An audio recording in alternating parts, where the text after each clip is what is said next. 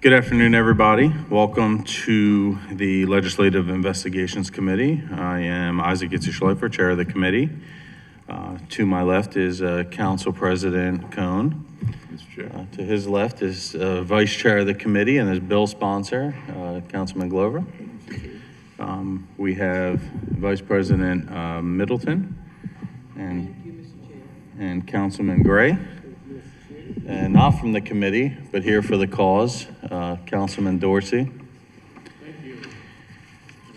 And today we're going to start with a panel, and then Legislative Investigations Committee, correct? yeah.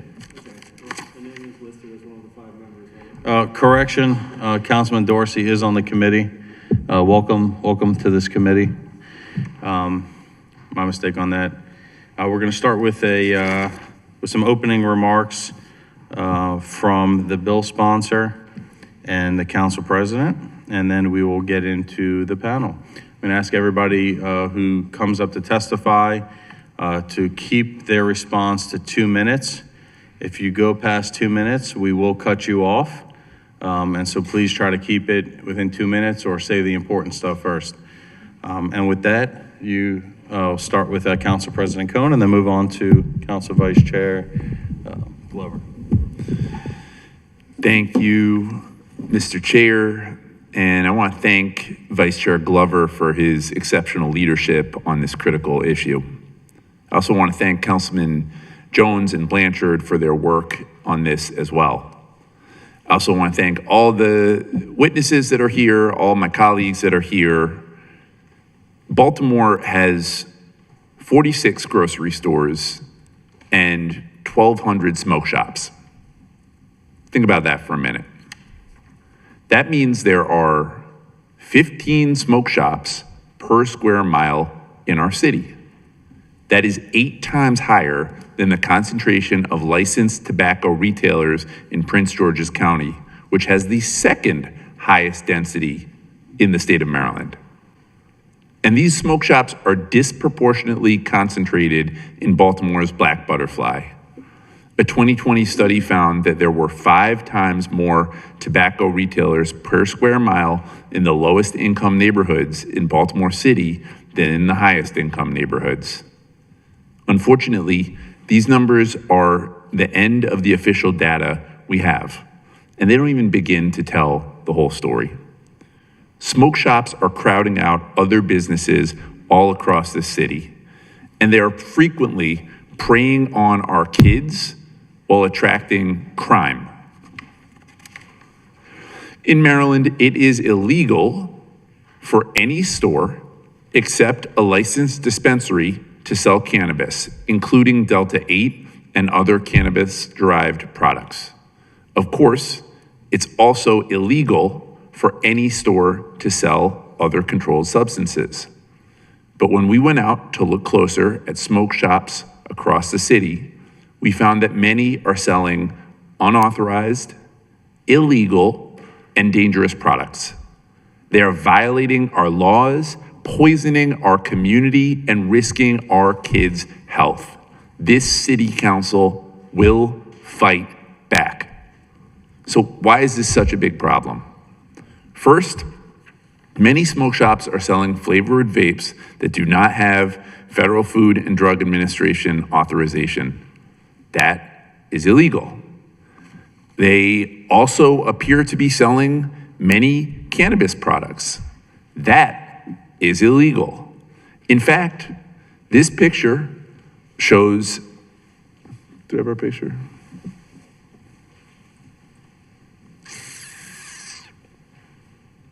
Thank you. In fact,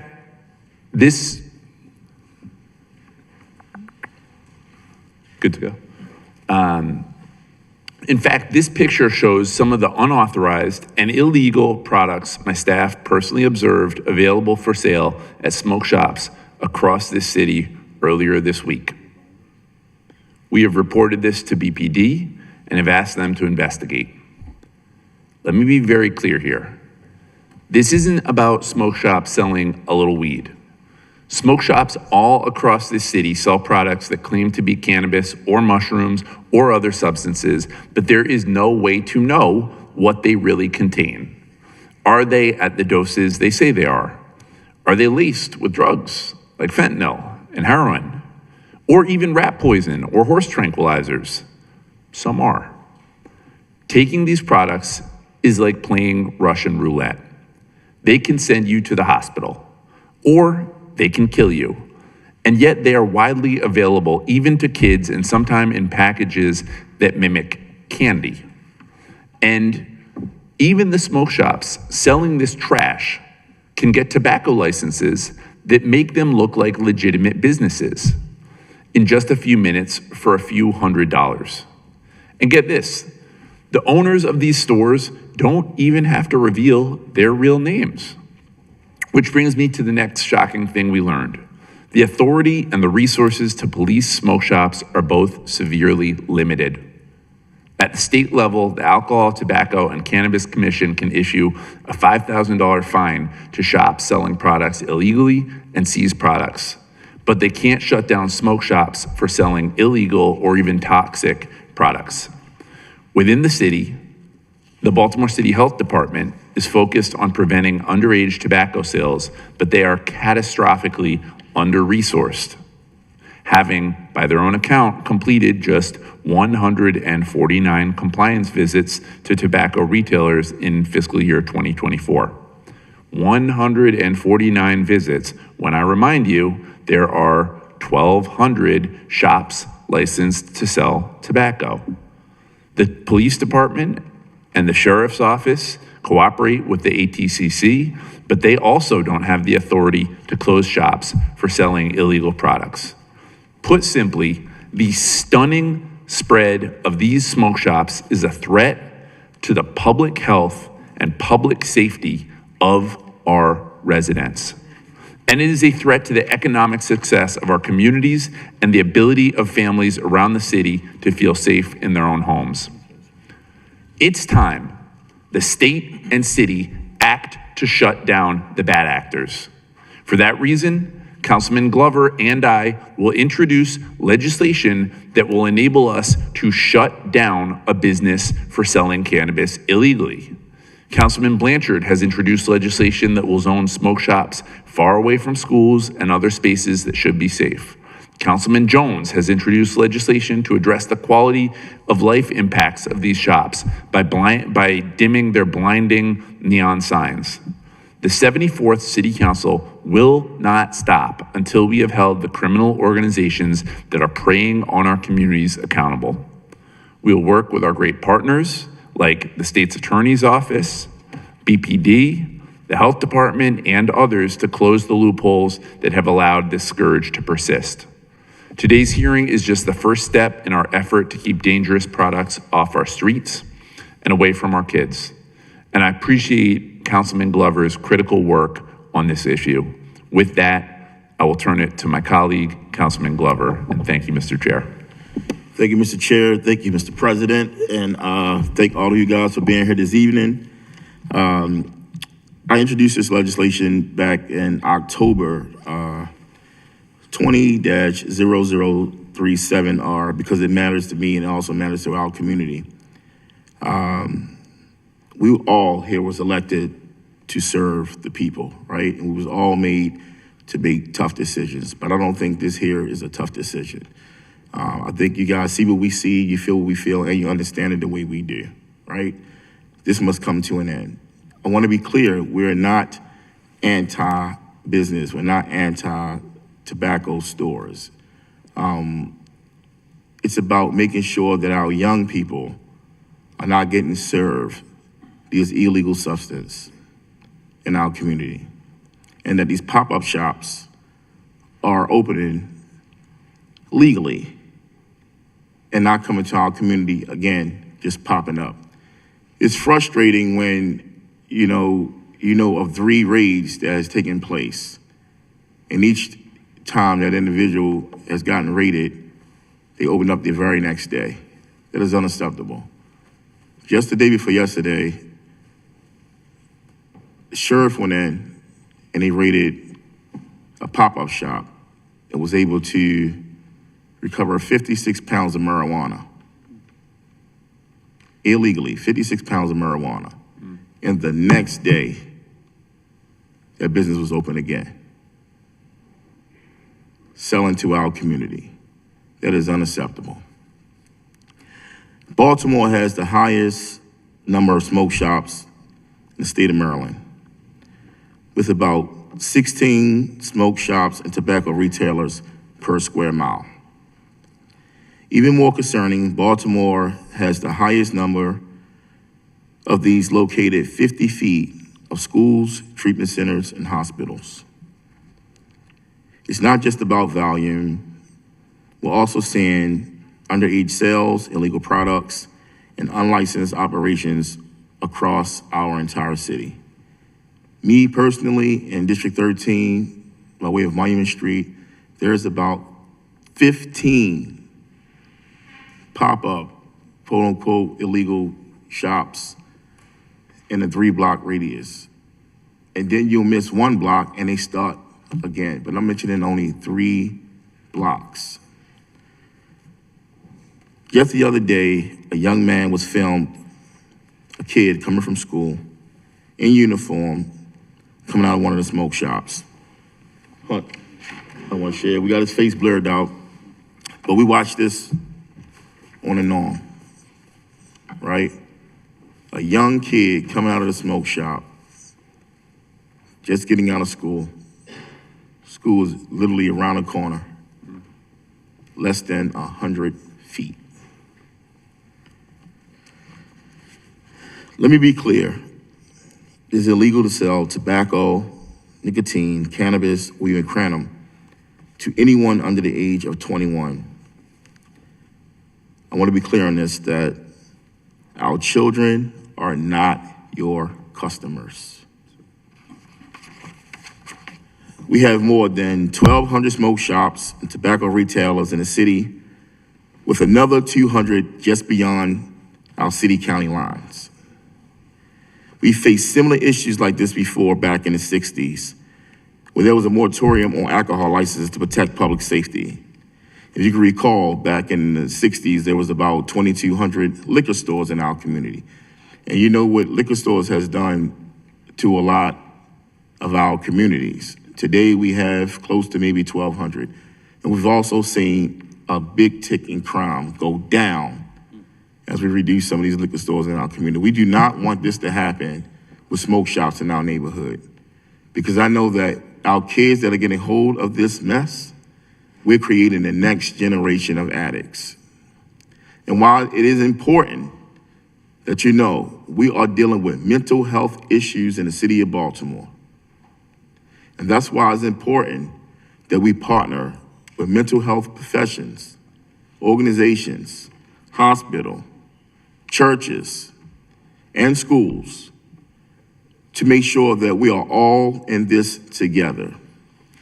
To be clear, as I end, remember this, all of us that sit here before you right now, we work for you. And it's our responsibilities to get it right. And this is one of the steps that we're taking to move forward to get it right.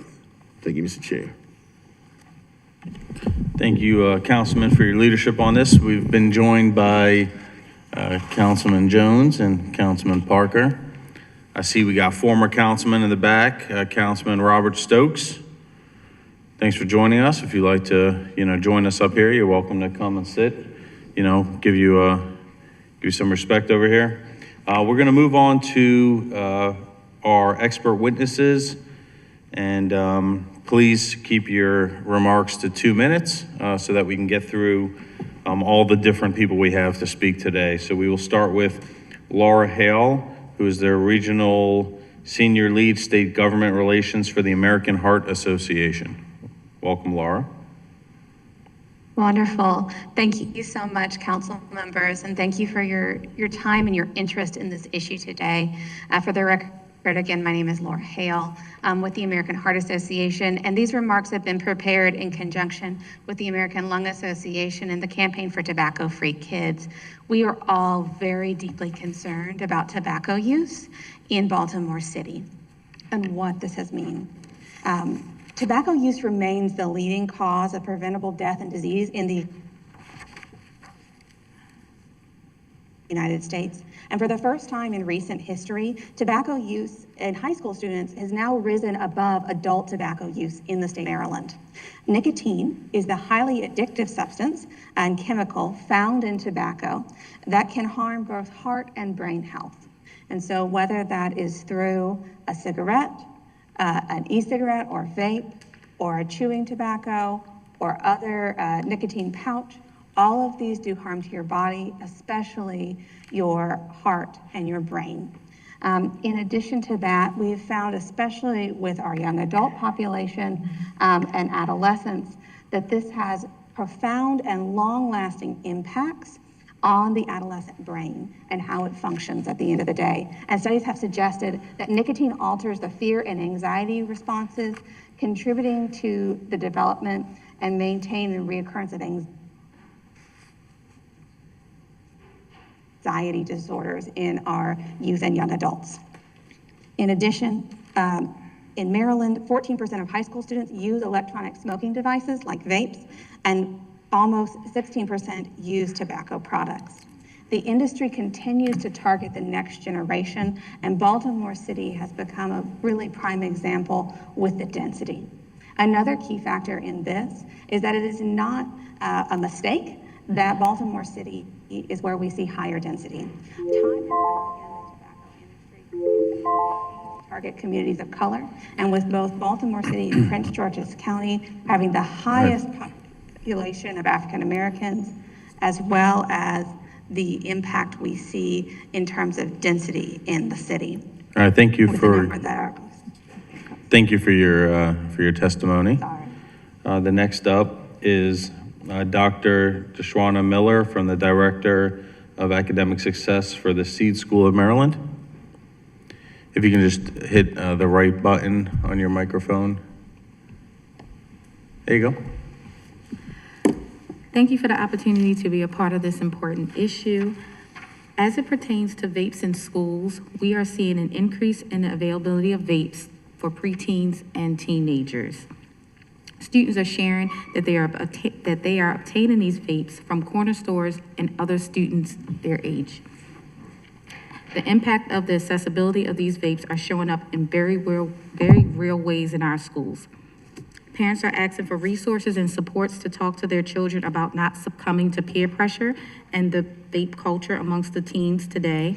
They are also asking where the students are getting them from, and quite frankly, some of our parents don't know where to begin. Due to the addictive nature of vapes, at my school, we have made a deliberate decision to take a holistic rather than a punitive approach to address this issue. Our focus still remains on prevention and education, but we are asking for support. We're asking for stronger enforcement and accountability for realtors. We are also asking for a partnership with the Department of Health to expand prevention education and provide resources for both students and families. And we are also asking for a strategic cross-agency effort at the city level to support this issue. Thank you for your time and consideration. Thank you very much, and thank you for being less than 2 minutes. Next up, Dr. Ryan Kennedy. Thank you very much. I'm Ryan Kennedy. I'm an associate professor at Johns Hopkins in the Bloomberg School of Public Health. I spend a lot of time thinking about tobacco and nicotine issues. What I'm sharing today are my own views and not necessarily reflect the policies or positions of Johns Hopkins University. I just wanted to highlight some things relevant in the literature that haven't been shared so far today. The tobacco industry spends over $9 billion a year in this country on marketing and promotion, and that's not traditional ads, that's not in magazines, it's things in the retail environment. The industry provides retailers with money to support shelving, product placement, in-store promotions, and importantly, things like price discounts, which remove barriers and make it easier to access some of these products. There is, within the literature, a clear link between vendor density and youth use and progression to use. My colleague, Lisa Hendrickson, has documented that shows that youth exposed to point-of-sale tobacco marketing have approximately 1.6 times higher odds of trying smoking and 1.3 times higher odds of becoming future smokers. The other points I wanted to raise are the other products that are available. We saw some products on the screen. The industry has designed these specifically to be easier to initiate on than combustible tobacco. Used to be that a kid would take a puff on a cigarette, turn green, and throw up. These products are engineered to make it easier to inhale, the use of flavors, addressing further barriers to make it easier for people to try these products and become initiated. And as a final point, I just wanted to highlight that retailers like pharmacies are very inconsistent with their role in society. Pharmacies are supposed to be a place for health and trusted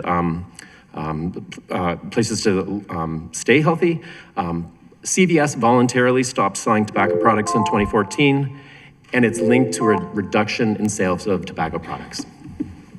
Thank you very much. Next up, Blair Innes, Deputy Director of the Legal Resource Center for Public Health Policy, Tobacco at the University of Maryland, Carey School of Law. Hi. Blair Innes, thank you so much for inviting me today. So we are a group of attorneys who provide legal technical assistance specific to tobacco control in Maryland. And I wanted to talk a little bit about why we are seeing so many products on the market illegally. So in order for an electronic smoking device to be legally sold at retail, manufacturers need to submit a pre-market tobacco product application, PMTA, to the FDA. The PMTA process is newer than the vapes and the ESD products are, and so there were a lot of products on the market before the FDA took over any sort of regulatory scheme of these products. So what happened was when the FDA decided to create and enact this PMTA process, they allowed these products to stay on the market unless and until they received a marketing denial order.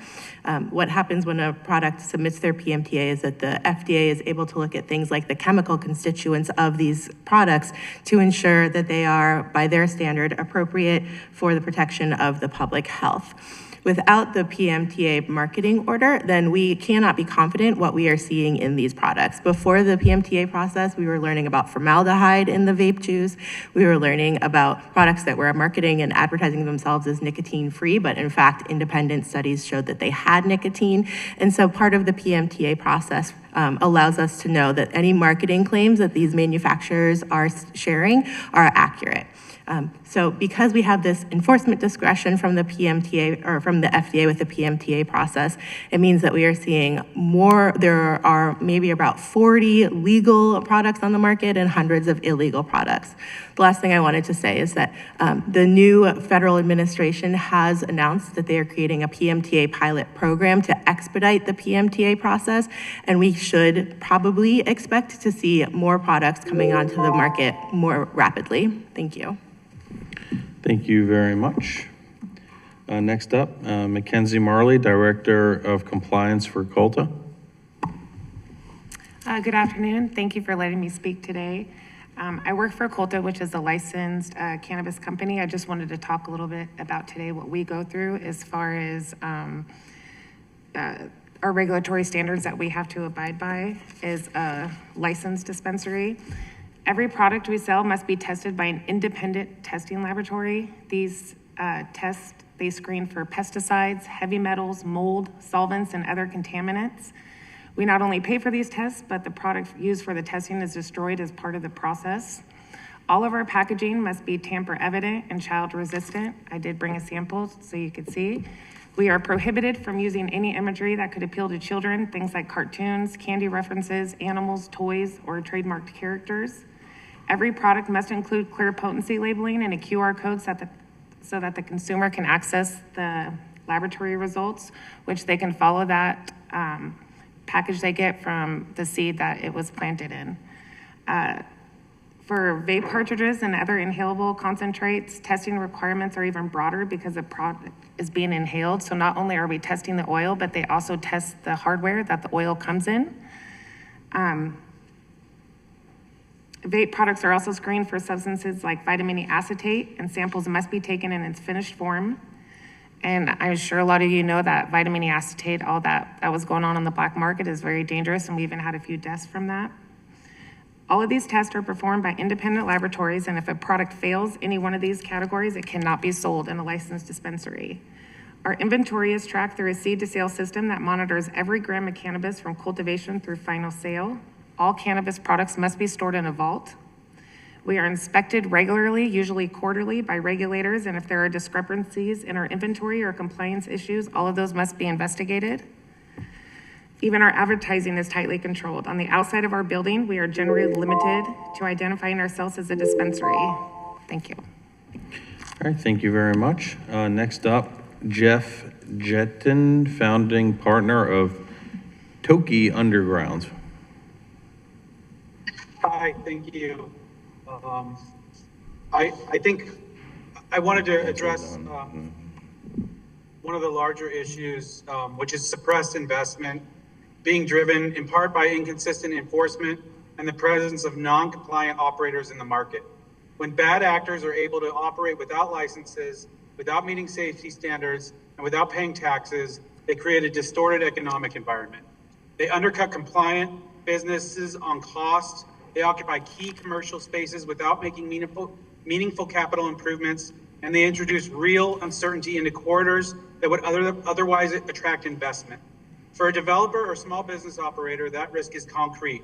If you're considering investing $250,000 to $400,000 into a build out, hiring employees, and committing to a long-term lease, you have to evaluate whether the surrounding environment is stable and whether the rules are being applied evenly. If they're not, the investment often does not move forward.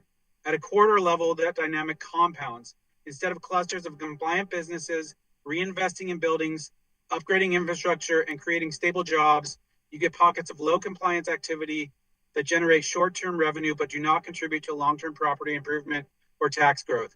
Over time, that suppresses surrounding property values, slows leasing activity, and discourages additional capital from entering the market. You know, I speak firsthand on this, that in the areas that we are working in, the ability for legitimate businesses to come in is near impossible with these, you know, make a quick buck, fly-by-night businesses. And it's a challenge that we have both in the neighborhood that we're working in and the neighborhood that I live in. You know, I unfortunately am a longtime user of nicotine. All right, thank you. Thank you for your testimony. Thank you for your testimony. Next up is David Harris, president of McKeldrey Park Community Association. Yes, I just want to speak to what we go through in our community. And as many other panelists have mentioned, there's an issue that we're facing in our community. And it's one of the many issues we face in a disinvested community like McKeldrey Park. The problem that's arising in our neighborhoods are smoke shops. We have long fought against the violence. We fought against the poverty, the pain, the suffering, the struggle. And here we are faced with another issue that wants to rob and steal the health and wealth of our people in our community. If you operate illegally, get raided, they find illicit drugs, and allow you to open the next day, the operators of these smoke shops don't live here in our community. They put front people in the stores illegally, sell to minors, and take the earnings elsewhere and not in our community. The legal shops that are taking advantage of our youth who might be going through a lot of pain or mental health issues that turn to smoking marijuana. They try to ease the pain any way they can. Even though it may be legal for adults, we are deeply concerned about our youth whose minds have not been yet fully developed. Yesterday, I was on a playground and I was having a conversation with a business owner while canvassing the community with our partners. And youth was smoking marijuana. And I asked the young fellas to be respectful, and he just went right on smoking. Then I asked, where did you get it from? And he said, a smoke shop. Another incident arose when a father called a community partner and said, We need someone to do something about this because my son purchased marijuana from a smoke shop and they sold him something laced with fentanyl. Smoke shops been placed in our communities and they're showing a message of it's all right to participate in illegal activity, and it's not. We need to provide our youth with better alternatives. The last point I want to bring home is this. How can we build a viable community that will lead to the health and success of our children and families if we don't get in front of the issue? We need to build our businesses on our main street to be reputable and successful. So to be able to pour back in the community so we won't live in lack.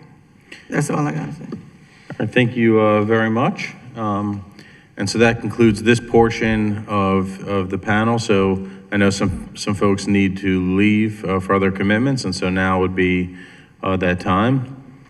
And we'll move on to some agencies. Before we do so, start off with, I see we have a representative from the Sheriff's Office here. Mr. Blendy, if you'd like to not get hit by a sign.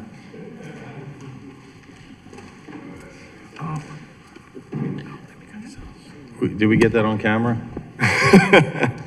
Thank you, Mr. Chair and council members. Thanks for the opportunity to speak in front of the committee today on this important issue. Nicholas, for the record, Nicholas Blendy, Assistant Sheriff on behalf of the Sheriff's Office.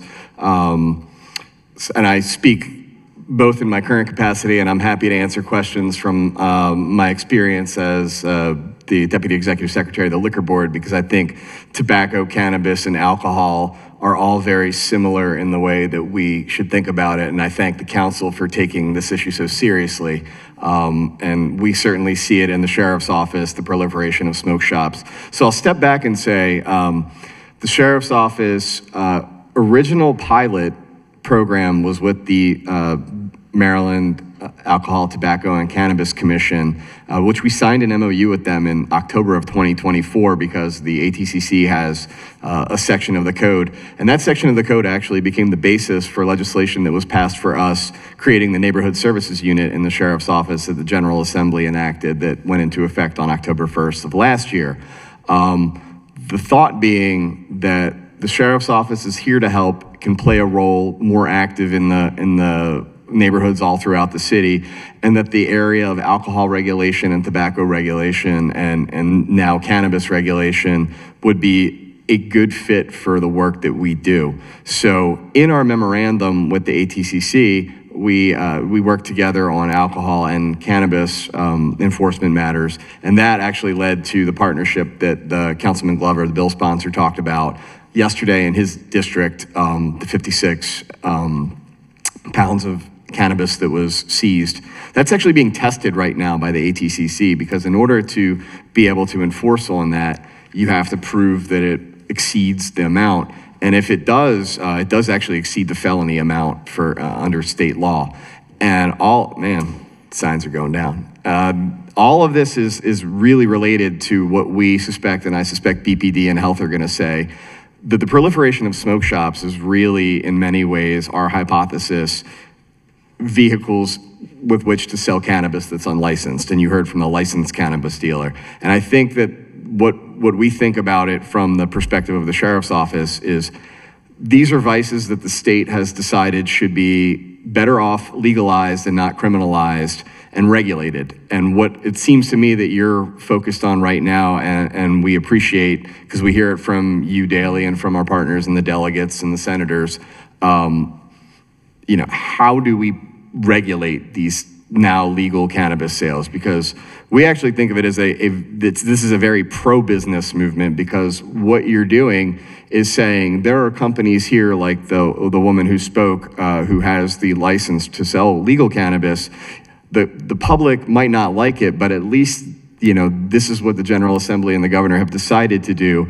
And you can bank on the fact that they're heavily regulated, that it's not going, much like the alcohol you buy in a liquor store, it's not gonna make you go blind. It's not gonna have contaminants in it. It's gonna have been tested at every step. And that's actually very important, I think, to think about. And what you're seeing in these smoke shops, and I think a lot of it really is out of the local government's hand because of the Altatus case, which I defer to the law department to give you advice on, but that really does hamstring local governments from the ability to enforce the sensible restrictions that I think your constituents might wonder why aren't in place.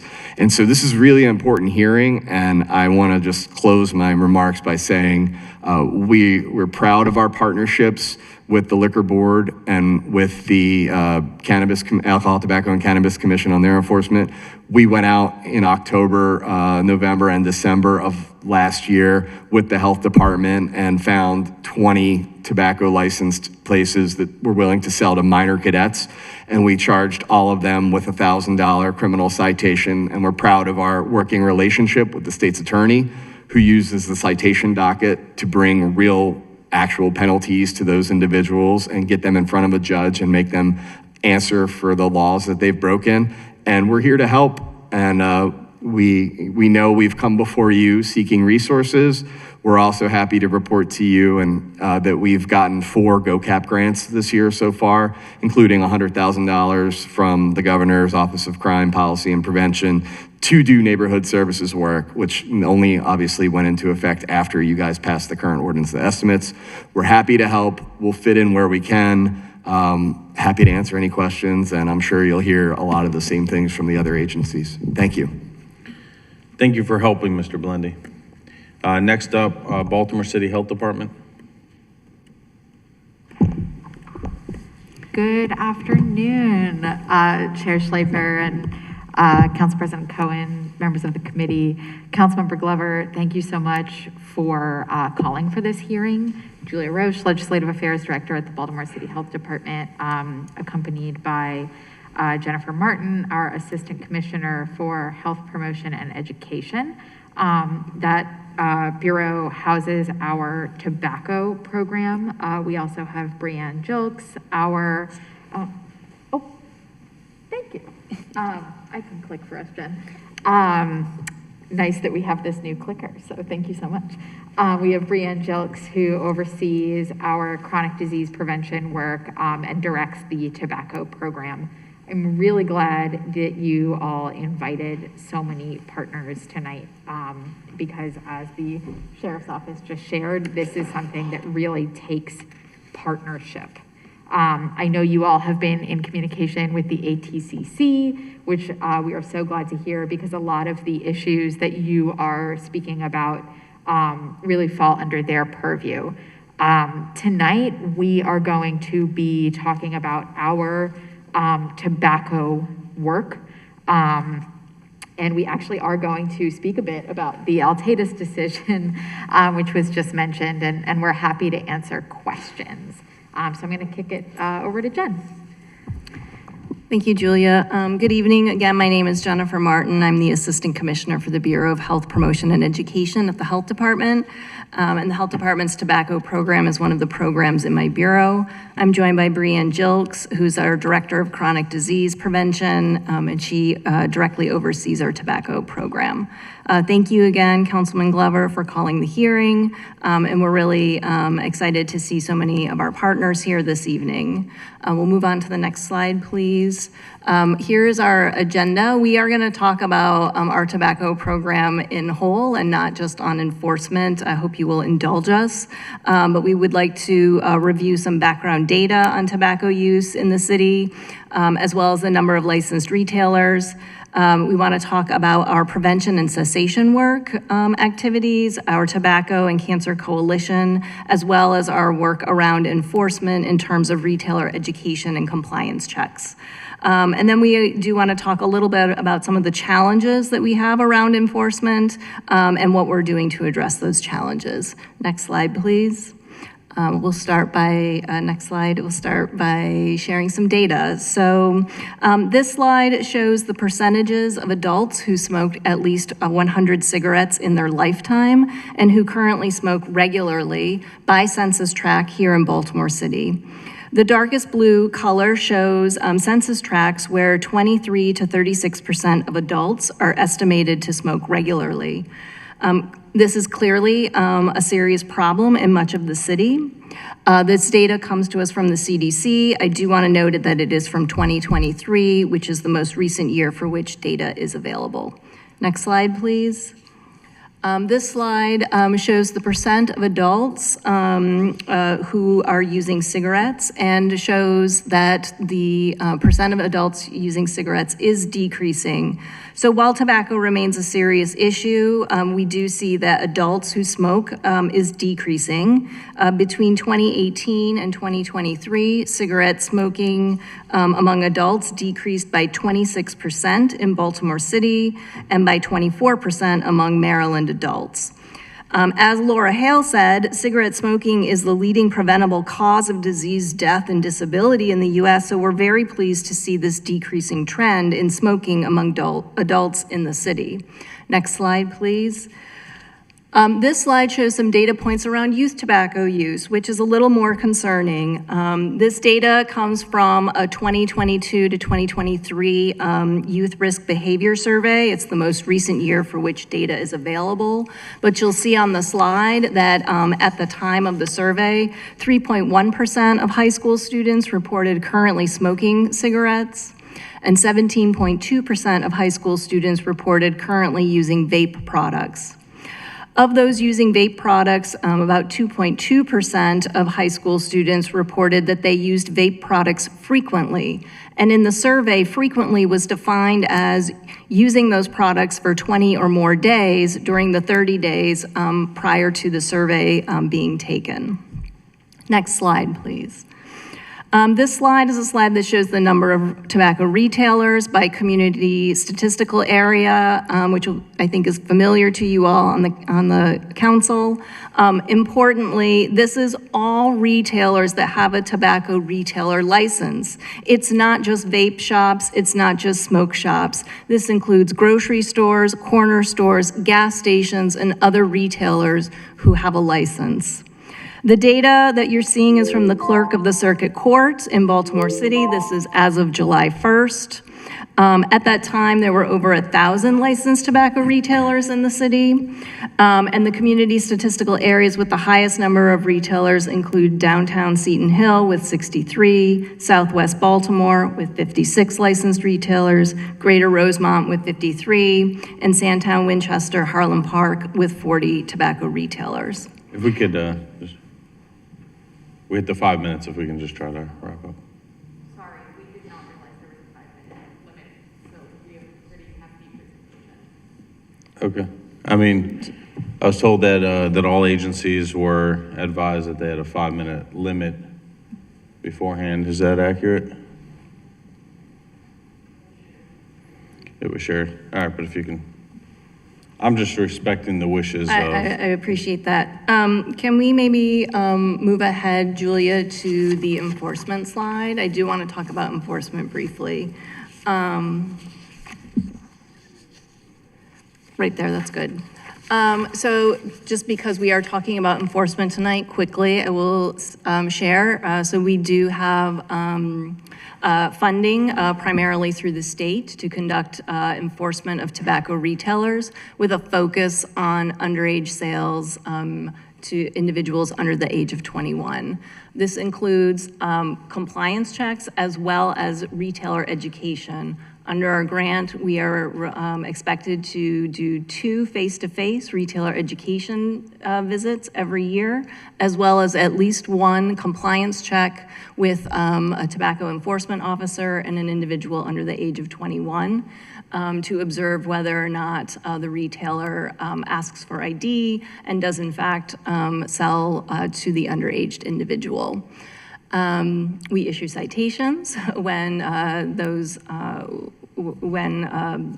retailers do sell to the individual, and individuals can pay the fine or they can request a hearing through the Environmental Control Board. We are facing some challenges with our staffing capacity, and we are working to address those through a number of steps, and I'm sure we will have time to talk about those throughout the evening. So with that, I'll wrap up. Thank you for indulging me, Councilman. I appreciate it. Thank you. Next up, BPD. And hold on, we'll pull your presentation up.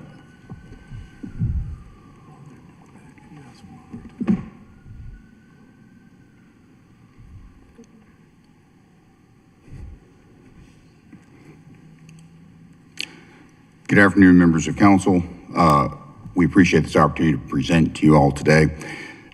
I'm Colonel Ryan Lee. I have the privilege of serving as the Chief of Patrol for the Baltimore Police Department. I'm joined by Deputy Commissioner Kevin Jones, the Operations Bureau Deputy Commissioner, and Ms. Kara Ashburn with our Governmental Affairs Office. I want to start by saying that we are strong partners with the Alcohol, Tobacco, and Cannabis Commission that is often tasked with the primary lead for these investigations. And as such, this presentation is a very high-level overview of some of the challenges that we're experiencing, and I'll explain some of the samples and how those numbers are derived on this slide. I'll start by saying that one of the significant challenges and why we rely so strongly on that partnership with ATCC is that there's not a clear definition necessarily of what smoke shop is. If I look at what are the licensed tobacco retailers or licensed cannabis dispensaries, that doesn't really account for what I think we all, with just sort of our eyes, would say, that's a smoke shop. And I think absent that strong definition, it becomes a challenge to really drill into the data and some of the challenges around it, whether that's simply a agreed upon definition or probably more importantly, something actually enshrined in code so that we can begin to develop legislation and approaches to dealing with some of the challenges. So when I had to sample smoke shops in order to compile this presentation for all of you, I started by asking the district commanders if they could advise me of their problematic smoke shops. And almost universally, their response was something to the effect of, well, all of them. And so I said, well, give me the high number ones that you're paying attention to that seem to be driving interest for you. This sample size represents a mere 40 what I think we would agree upon are smoke shops. It may not represent a licensed tobacco retailer, because that could be anything from a commercial grocery store to a gas station to what in a day past we would have called a tobacconist. In that sample, you can see in Area 1, which would primarily be the central, southeast, and eastern districts from a policing standpoint for us. Within the sample period that we looked at, which is noted in very small print there on the slide, is starting on October 1st and ending on March 16th. Within that sample, at those locations, we had 5 common assaults, 4 concerns of engagement with drug trafficking organizations, either immediately around or in some cases, and because some are still under investigation, engaging with. We had at least 1 double shooting in Area 1, 5 locations that were the subjects of search and seizure warrant executions. No handgun violations in Area 1, but you can see in Area 2, which would be northeast, northern, and northwest Baltimore. We have 1 common assault, at least 6 that are concerned of associating with drug trafficking organizations, 2 shootings either in or immediately around smoke shops. The subject of 6 search and seizure warrants and at least 2 handgun violations in immediate proximity.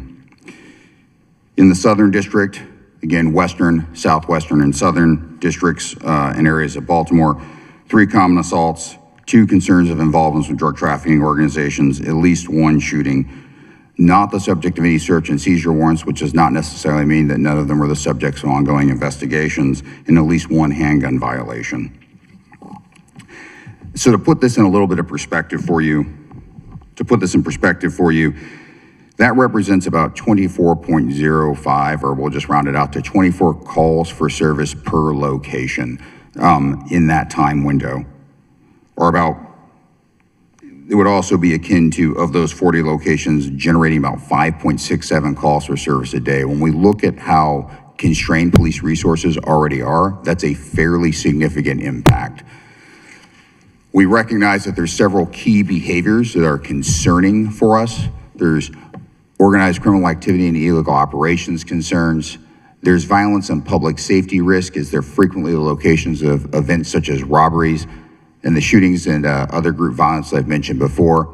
high-risk locations and environmental factors to include that they're indoor venues, they often are not subject to CCTV, and that the locations are often next to other places that are locations of social congregations such as churches and schools, and that there's a volume of activity and enforcement demand represented by those calls for service that are significant.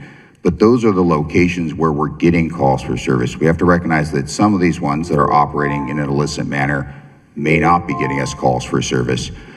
I'll close with a slide presented here, again emphasizing the interagency cooperation. The images that you have there are from a search and seizure warrant executed in November of 2025. You can see the numbers accounted there in cooperation with ATCC and the Sheriff's Office. 65 pounds of illegally being sold marijuana and over $60,000 in U.S. currency were recovered in that single search and seizure incident alone. I'll also say that this is not a cherry-picked incident.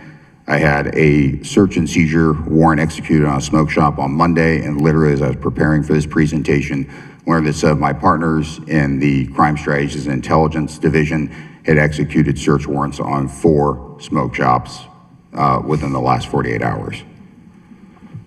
Nice, thank you very much. So we are gonna now, we're gonna move on to some questions. I just have a quick question for the Health Department. You said you guys issue citations. How many citations have you guys issued in the past year for this? Brianne, do you know the exact number we have for fiscal year 26 at this time? It's about 400, I believe.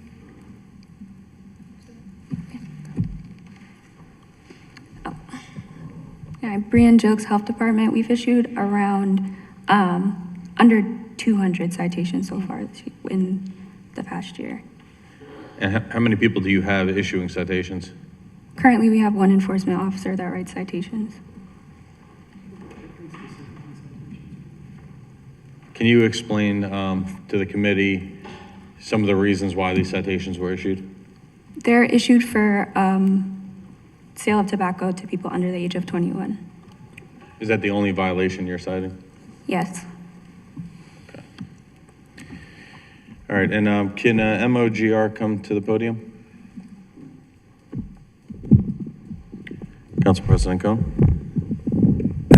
To MOGR, appreciate you all being here. I do want to note that staff to this committee sent pretty explicit directions on time limits, so disappointed to hear that that was not communicated to the Health Department. Let's please continue to work on making sure we are in alignment so that there's no confusion. Yes, of course. And I'm very sorry about that. I might have missed the time limits, but for the future, we'll definitely be, sure to keep that. Appreciate that. Mr. Chair, you mind if I ask a couple questions of BPD? We'll give you 2. Thank you, sir. Colonel, first off, thank you and Mr. Jones for being here this evening. There are approximately 1,200 licensed tobacco retailers or so-called smoke shops in the city of Baltimore. What percentage of those smoke shops is selling illegal products or selling unauthorized products to minors? Council President, I appreciate the question. I'd have to start by saying it's difficult to determine. One is just the investigative research depth of it. The other is that we frequently find smoke shops that are not licensed either as businesses or as tobacco retailers or cannabis retailers. And unfortunately, because of some of that definition challenge that I mentioned earlier, the ability for us to go through and accurately compile the data often requires us to just sit and manually read reports. We also have the challenge of whether or not a location has risen to the level of the community engaging us for awareness or some other mechanism, either our patrol officers, ATCC, somebody else has drawn our attention to it. I think it would be fair to say that why by no means all tobacco retailers or cannabis dispensaries are problematic in that illegal activity. I think what we could colloquially agree to smoke shops being an issue, there's a good percentage of those that present a problem.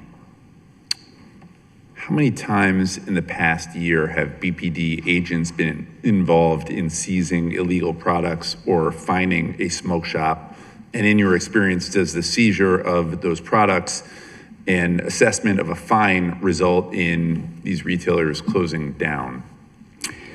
Again, part of the challenge is the data numbers. I'll be happy to come back and talk to this committee or any of the council members individually. We've asked to do some research, but because of the labor behind it, I don't have a hard number for you.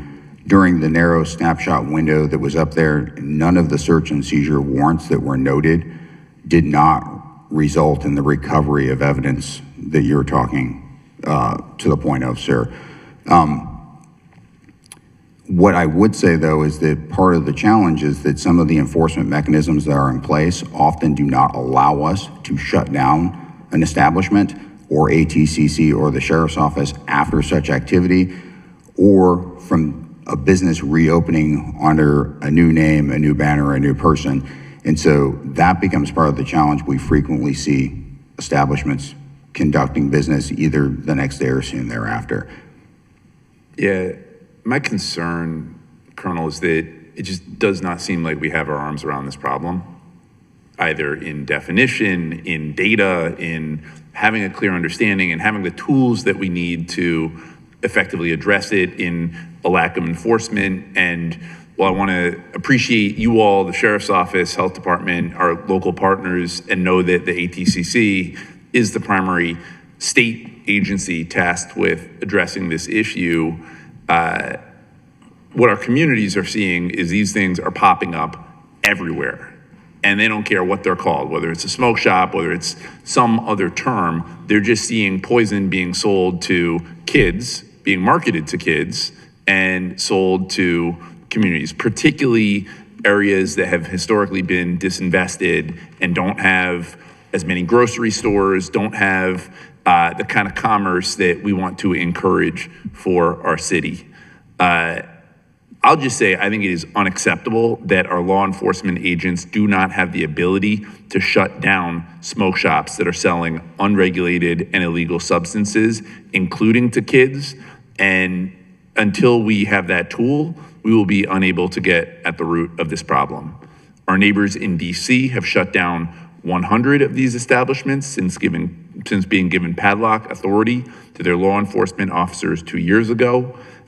We know there is conversation with the state about preemption and authorization, but I do want to just say that Councilman Glover and I are working on legislation to give our officers the authority to shut down smoke shops that break the law. So if I can, Council President, thank you for that, and I agree. So early on, we did identify that there is a significant demand on law enforcement resources to deal with a smaller group of smoke shops and smoke shops in general that are leading a lot of our calls for service. The level of demand on our patrol activities it's indicative for us that there is a level of crime generators and just not nuisance complaints. The normal calls for service that we're seeing right now is concerning and alarming for us. But based on not only our own intelligence, but community-involved deployment, getting tips in reference to these problematic places, we are having that response. I will say, and I will agree with you, there's certain things that we're looking for, of course, as you said, is that clear definition of what exactly can we do in reference to conditional use of approval for the locations themselves, spacing requirements to prevent clusterings, local permits, security requirements for those businesses. I could go on and on. So we, as that law enforcement arm, are looking for this judicial support and asking for your help to address these issues. Well, I'll just say we look forward to partnering with you on this effort. And I think the thing that is, to me, most disturbing is someone is making a lot of money off of this endeavor. I do not know who that someone is, but I am deeply concerned because this is big business. And whether it involves importation through the ports, whether it involves any foreign actors, I don't know. But one thing I do know is that too many kids in Baltimore are walking in and out of smoke shops with these products. And the other thing I know from our expert panel and we heard it from 7 different witnesses, is that this stuff is highly addictive, it's toxic, it's not good for the human body, and that when people ingest it, particularly children, the risk of addiction, the risk of lung disease, all of these different things that we already know from the many conversations in the 90s about tobacco and all the rest goes through the roof. And the fact that, I think as the professor said it, that these products are manufactured in a way where it tastes good for kids. It's not like just smoking a cigarette where you get, your lungs get filled and you feel sick. This stuff is meant to look and taste good for children. And so I just think it needs to be an urgent issue for this department, for our health department, for the sheriff's office, because it is both a safety and a health crisis for our communities. So I appreciate the ongoing partnership, and we look forward to working with you after this hearing as well. Thank you, Mr. Chair.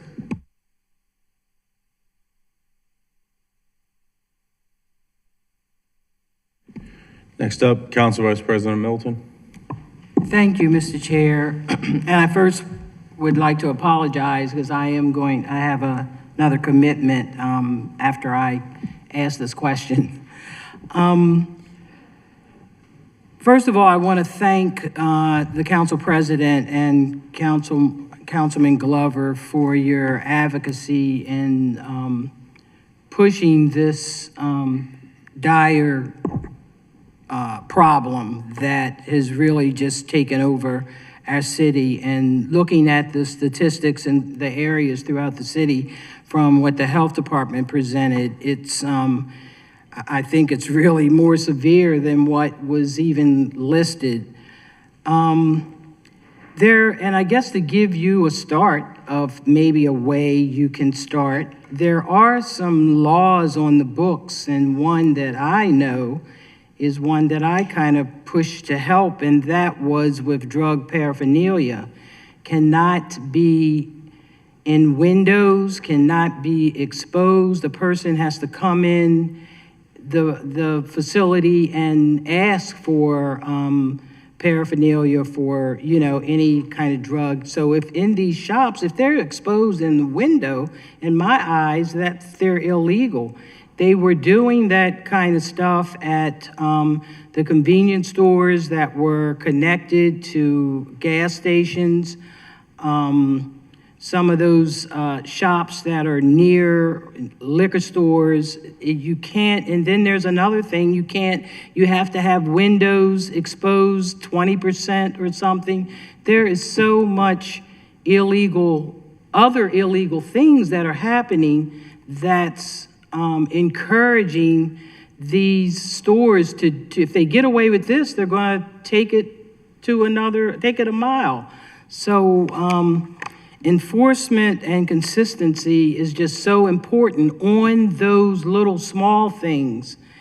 And when we were really pushing, lowering the number of liquor stores in areas, and again, speaking of Park Heights, and there was improvement when I saw those stores disappearing. Then lo and behold, they're like, oh my God, a smoke shop every single place. And what really hurt me was we already have a problem with food deserts. And I go, and this is that small, I guess it's Stop, Shop, and Save it was, but right next to it, right in that grocery store, they put this huge smoke shop. And I'm like, what the hell is going on? They're popping up everywhere. And I really wish too Housing and Community Development was here, because I'm also noticing that they are selling city vacants, that some of those vacants are old storefronts of liquor stores. And this is where the zoning piece comes in. Now I have to try to, they come to me to want to rezone, and somehow someone from housing gave misinformation just to sell the vacant. And that delays progress in neighborhoods that are trying to revitalize. It's like every time we take one step forward, we get pushed back with something else. So start looking at those rules that are on the book, and particularly that one, because it was very effective, at least in, you know, some of the areas that I represent. I do want you to make a comment of any of you of what I just talked about. Thank you, Councilwoman Middleton. Appreciate your comments very much. As I mentioned during the presentation, as part of our enforcement grant that we received through the Maryland Department of Health, part of our enforcement is doing retailer education.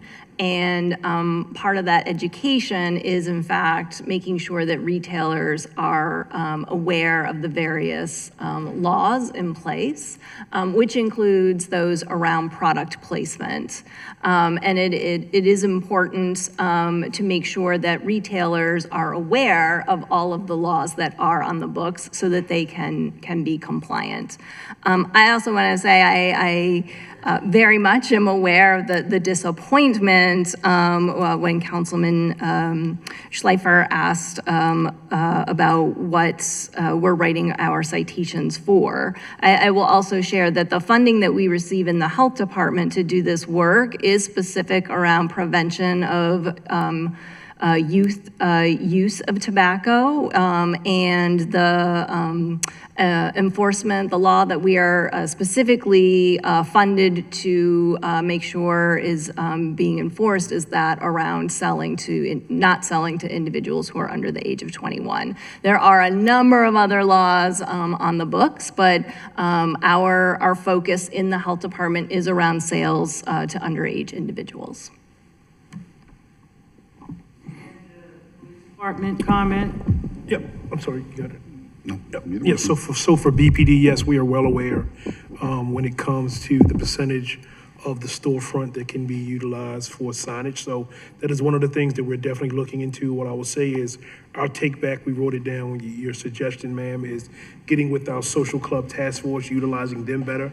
It's a city partner where we have all resources together. So sitting together, finding out what is on the books currently right now to do a little bit more enforcement, but no, we're more than willing to just kick the tires on this again and trying to go after them by any means necessary. And I know you have a lot on your plate as the police department, and we all understand the importance of partnerships. And I know places like housing and community development, DPW, all that plays a role in that connection, because they can also find these things when they're out there doing their work. They go past these shops and these stores. That's another way to start communicating with each other, to pass the word that, look, I just saw a problem place, can you check it out? So keeping those lines of communications going that way is helpful too. So thank you for the work that you continue to do. Madam Council Member, I'll just say I appreciate the suggestions. I just want to give you a little bit of reassurance. I've been having conversations with our new Housing and Development Commissioner about the opportunities to look at zoning development, how they partner very much with our abilities to address livability, develop community, which in turn will help drive down crime. Trying to have those conversations regularly with them because I think it's an on-tap partnership. And I'm also very appreciative to hear from your colleagues that they're looking at some of the enforcement-related tools for some of these violations. I know in the conversations I've had in some of these cases that have been investigated, you know, being able to even levy, say, a $5,000 fine for a violation when we're talking about the profit margins for some of these stores, it isn't an impactful enforcement tool.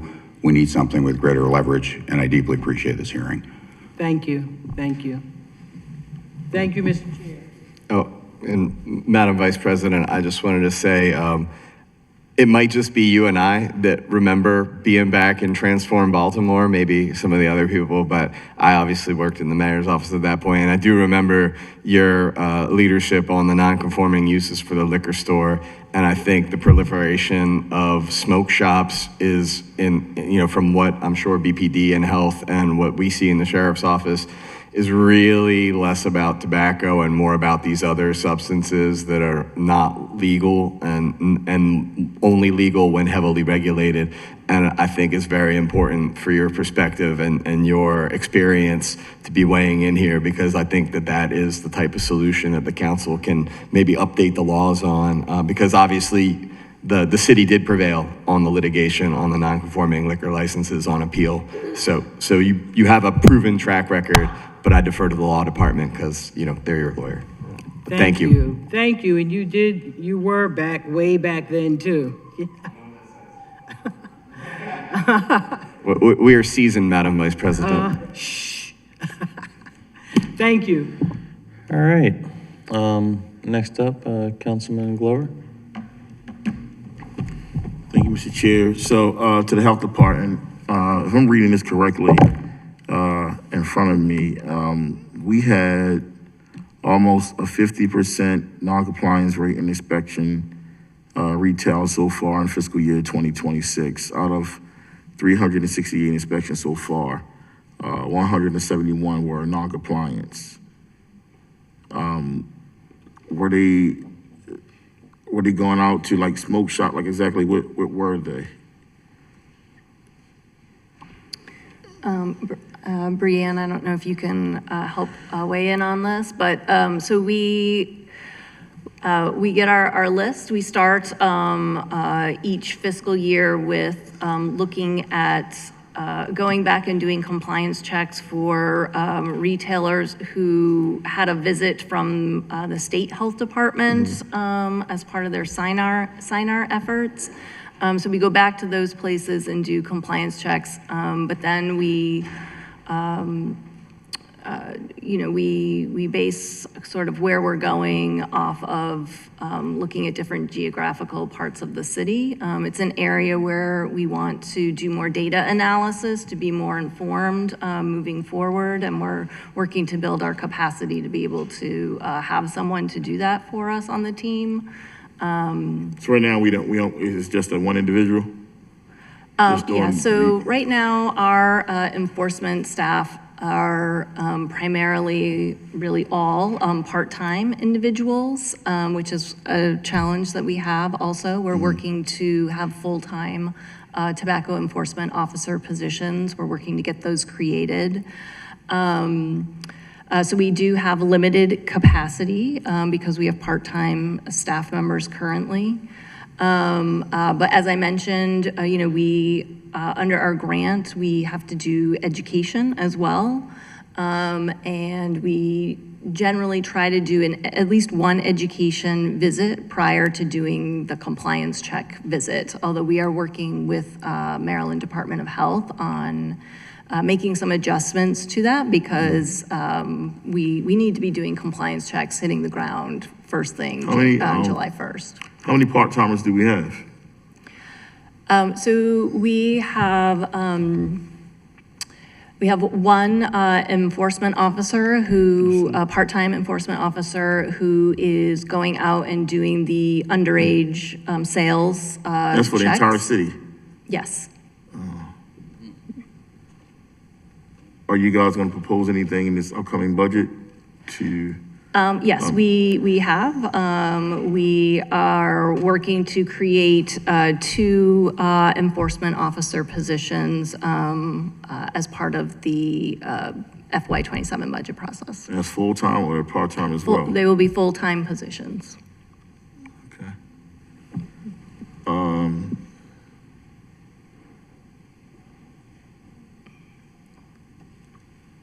Let me ask you this. So, if the odds of a child being sold a cigarette is the same as kind of flipping a coin, what do you think the health department can do to like slow down those numbers? So the amount of the young folks that we see that are going into many of, these tobacco shops, they're being sold, again, illegally tobacco products. What do you think you can do? What resources do you have to bring some control to that narrative? You know, I Because think. again, I'm thinking about you saying one part-time individual, like for the whole city of Baltimore. And we're not in full compliance, like of anything. And it's like we're dealing with a health crisis right here in our city right now. And it still, you know, it's baffling to me that we have one a part-time individual to go out to do these inspections, enforcements. Yeah. We have been,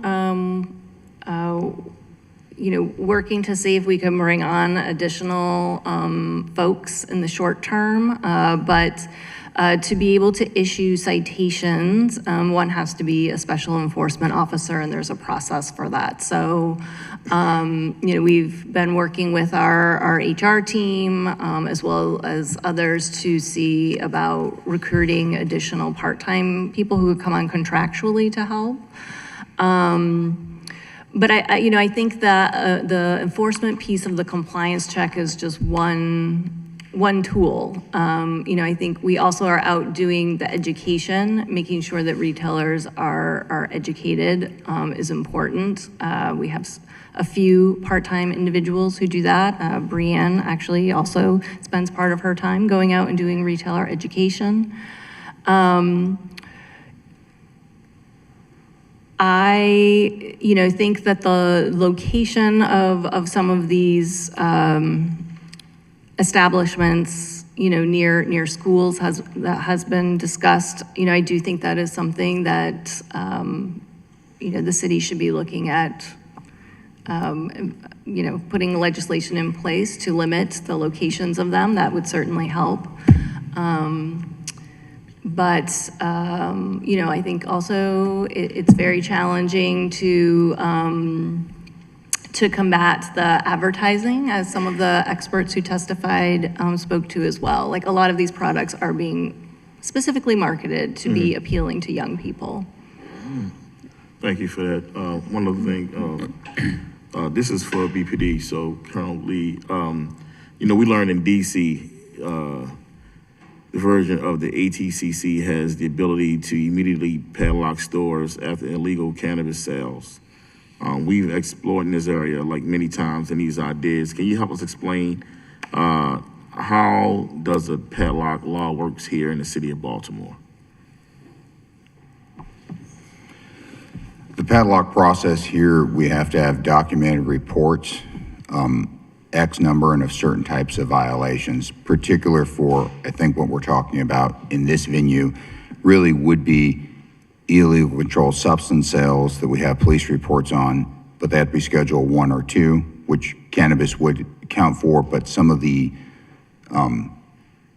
synthetic drugs that are often we find at these locations as well, it's harder to determine where they land on the schedule. That can be a bit of a challenge. Or specific and enumerated act of violence in certain types of crimes that are listed. And so I think for many of those top locations that I illustrated, where we're talking about handgun violations, gun violence, you know, concerns that they're affiliated with a drug trafficking organization, those ones are ones that we can actively pursue padlocking on. I know the sergeant in my office that is, for lack of a better description, our padlock guru, is actively doing the write-ups and workups on 4 different smoke shops right now. I think the challenge becomes those ones that, for lack of a better description, are problematic, but they're almost flying under the radar. It's difficult for us to find out what they're selling, when they're selling, to get into those. And so I think stronger tools and more resources to be able to conduct those investigations may be more fruitful, even with the padlock laws written as they are now. It may be worth investigating whether or not Council wants to examine legislative solutions to that as well. Thank you. Thank you, Mr. Chair. Yeah, and before we move on, just one point of clarity for the Health Department. Mentioning about getting 2 new folks for those positions. Are you, and it was mentioned about the budget process, are you going to be asking for more money to cover those positions, or are you going to be reorganizing some of your vacant positions to make those positions? Great question. Thank you. Just to clarify, we are reclassing an existing position And then we also will use grant funding for the second position. Got it. Okay, thank you. Councilman Dorsey, member of the committee. Thank you. Thank you. As it turns out, I am. It occurs to me that we don't necessarily need to be able to enforce against every last thing that is illegal in a smoke shop in order for it to hurt the smoke shop enough that they can't continue to operate profitably, while we may not have the ability through the health department, the police department, or the sheriff's office to enforce the things that are left up to the ATCC, who I understand was asked to be here but is not, and who are the only people who can do enforcement against most of the things that we've seen on the display. Also, while I'm talking, can you pull that up, Ethan? Again, the slide from the council president's statement. We just need to be able to enforce against some of these things in order for it to be penalty enough. And one of the things that I'll note is that they're called YMC. There's two at the top horizontally and one on the top right vertically. Those are counterfeit products.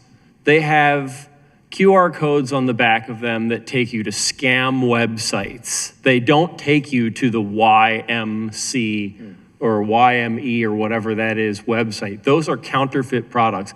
And they're not even good at it. There's like not even uniformity between them. Two of them say on them, this product contains nicotine, and the other one says this product contains no nicotine, but then everything else about the packaging is identical. And so it's not even clear whether they're claiming those products have nicotine or don't have nicotine. And the flavors on them also don't match the flavors that are offered by the company YME or whatever it is. So those are counterfeit products. And so for the mayor's office, I want to ask, we don't have anybody from the law department here either. I'd like to get a legal opinion, please, as to whether our consumer protection laws allow us to enforce against the sale of products that have the effect of deceiving the consumer. Those products are not what they purport to be. And I don't know necessarily that any of these products are what they purport to be. I mean, these products say Delta 8 THC gummies. I don't know that it is Delta 8 THC gummies. Those could very well be something else entirely. They certainly don't comply with Maryland's labeling for THC products or cannabis products. So we have no affirmation that they are in any way even the kind of product that Maryland licensed. We have no idea. And so for all I know, as a person who no longer uses drugs, but if I was a person who used drugs and I wanted to buy drugs,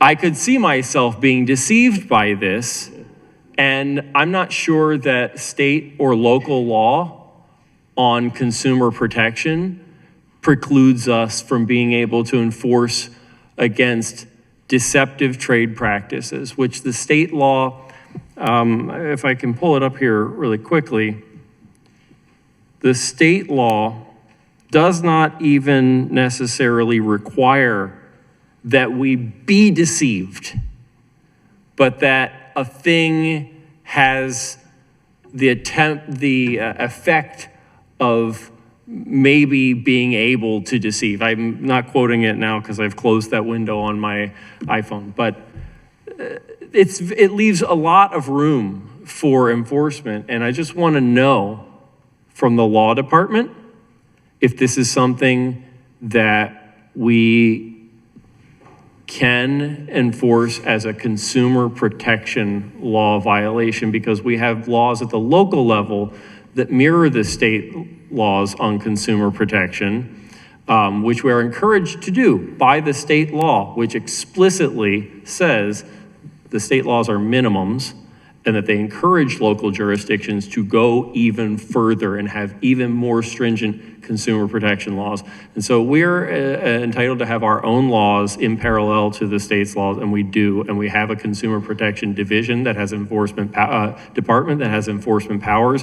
And our police department is also authorized to uphold consumer protection laws at the local level, as I'm sure the sheriff's office would be delighted to partner in as well.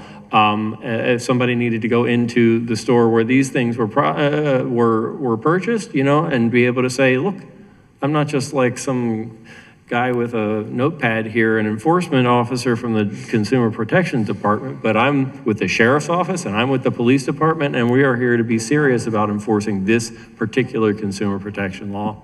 I want to know if we can do that, because I think if we do just that, we could have enough juice to make it hurt.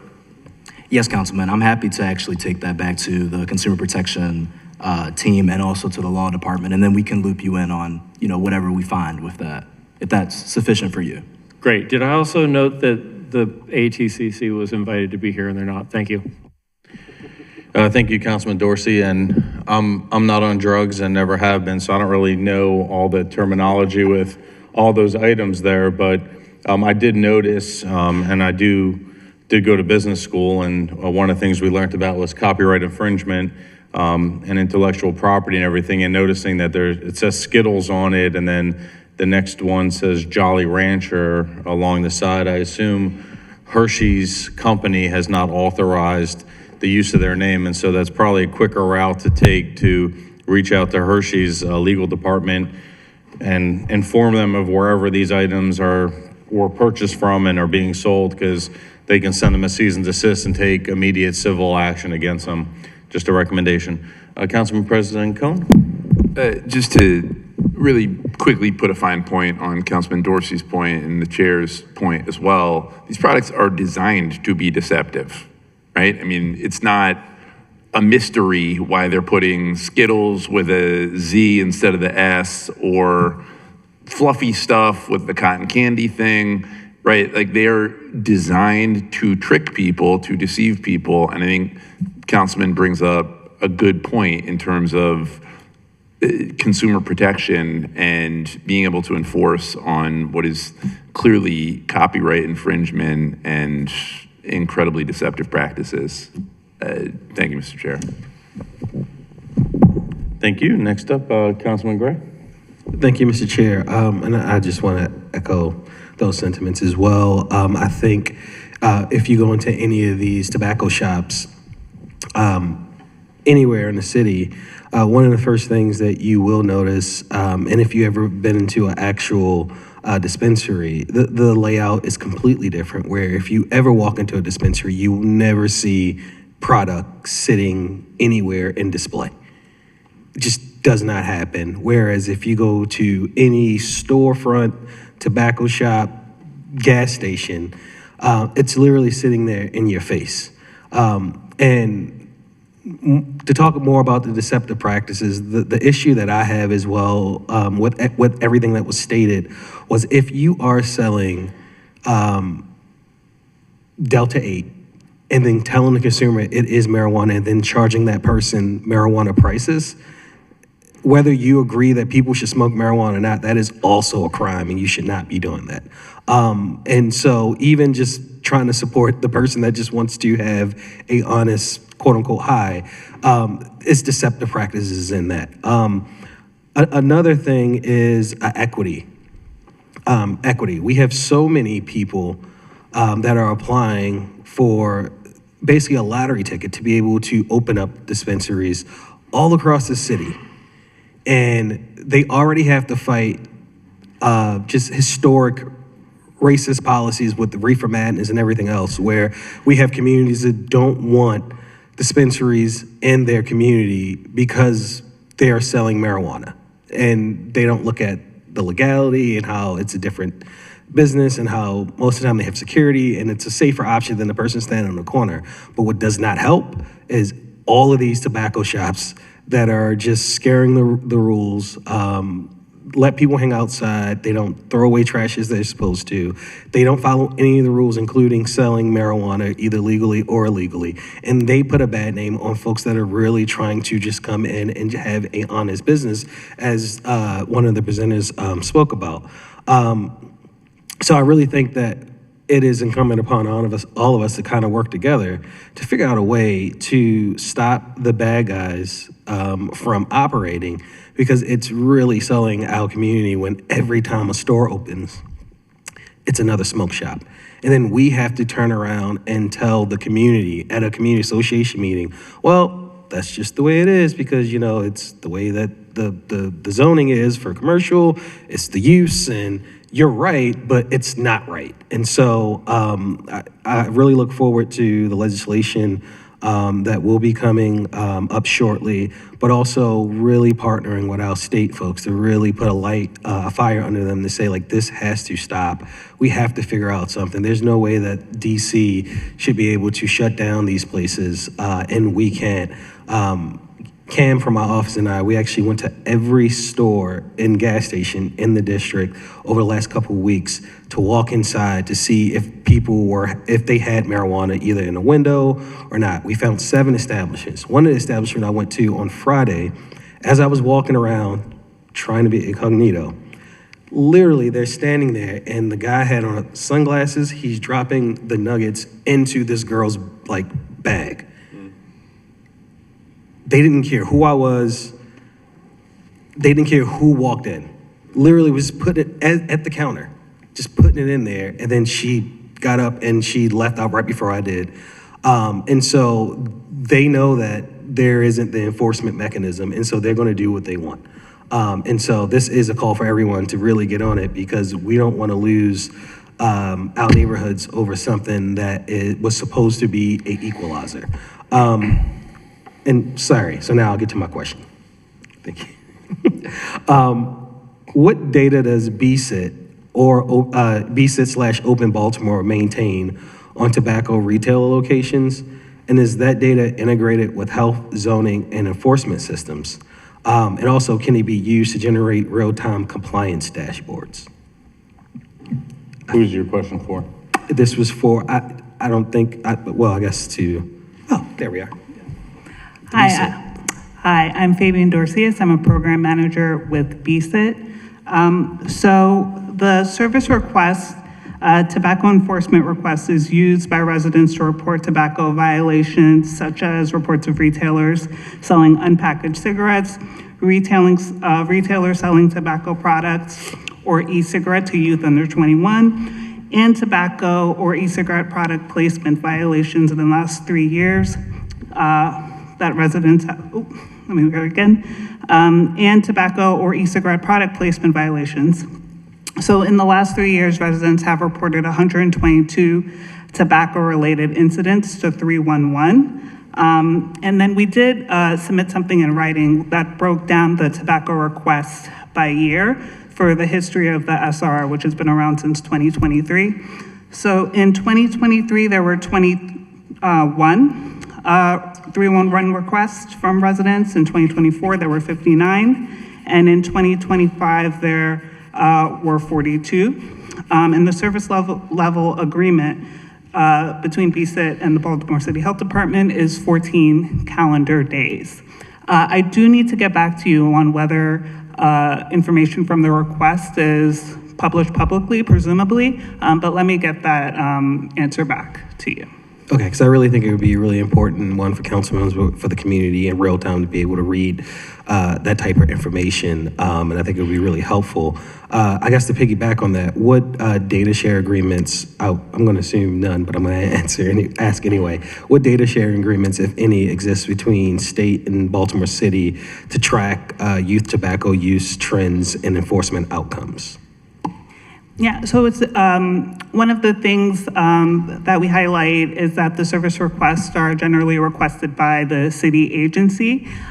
So in doing so, they kind of manage response. They pull the reports. For most city agencies, they are track 311 requests that are assigned to their agency. So we've had several meetings with the health department, and we've shared data. We also provide monthly trainings on folks for Salesforce, and so we have a trainer on staff who's always available for to folks who are able to provide training on using Salesforce, pulling data from 311, et cetera. So it really depends on the SR, what that pull looks like, but we don't share data specifically with state agencies. Our data is posted publicly and folks can pull it if they're interested in looking closer at a certain service request. Do you think that it would probably be prudent to have that collaboration between city and state, seeing that right now the only people that are able to enforce anything would be our state partners, and right now the ATCC is literally depending on the police department, or for instance my office, saying, hey, can you please look at these locations for them to actually come out and do it. It would just make sense to me that there would be the start to some type of collaboration. I don't know if there's any type of a hurdle in doing that, and if there are, you can definitely say so, but I just really think it'd be really important if we could just kind of stand that up. Because in my estimation, I attended the MCC's one of the first meetings they had in Baltimore when they were just starting, and it was clear that because of Larry Hogan, there wasn't anything put into any type of information when the bill was going to be passed. And so they had like this small toolkit, and they really didn't address a lot of the community concerns, and they were literally working from a deficit. And so if they're working from a deficit and they're just now, not too long ago, getting their testing facilities up and running well after this was passed, we as a city kind of have to, I feel like it's our duty to kind of help in ways that we can, to kind of share some information to help them out so they can get back, because right now they're fighting from a deficit. Certainly, and I appreciate that question. I will take that back to the team.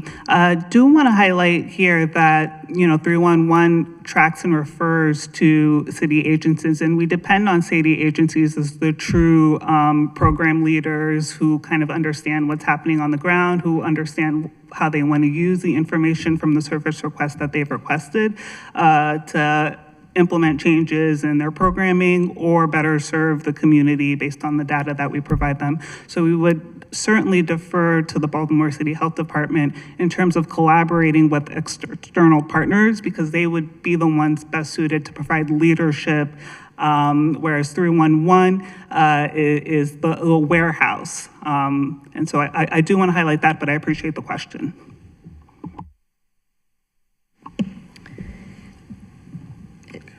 Sorry if I respond quickly. So thank you, Councilman Gray. The health department does have a working relationship with the ATCC. We did meet with them a few months ago, and we're working to strengthen our partnership with them.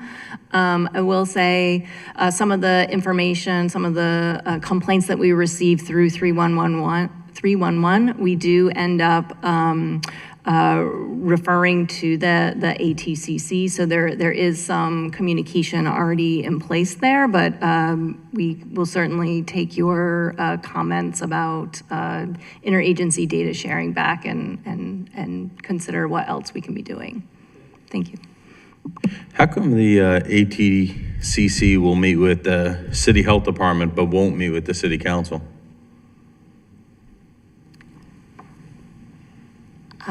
Well, I cannot speak for the ATCC, but what I can say is that there are processes in place for local health departments to refer repeat offenders of tobacco violations to the ATCC for a state administrative hearing. And so we've been talking with the ATCC about beefing up that referral process here in the city.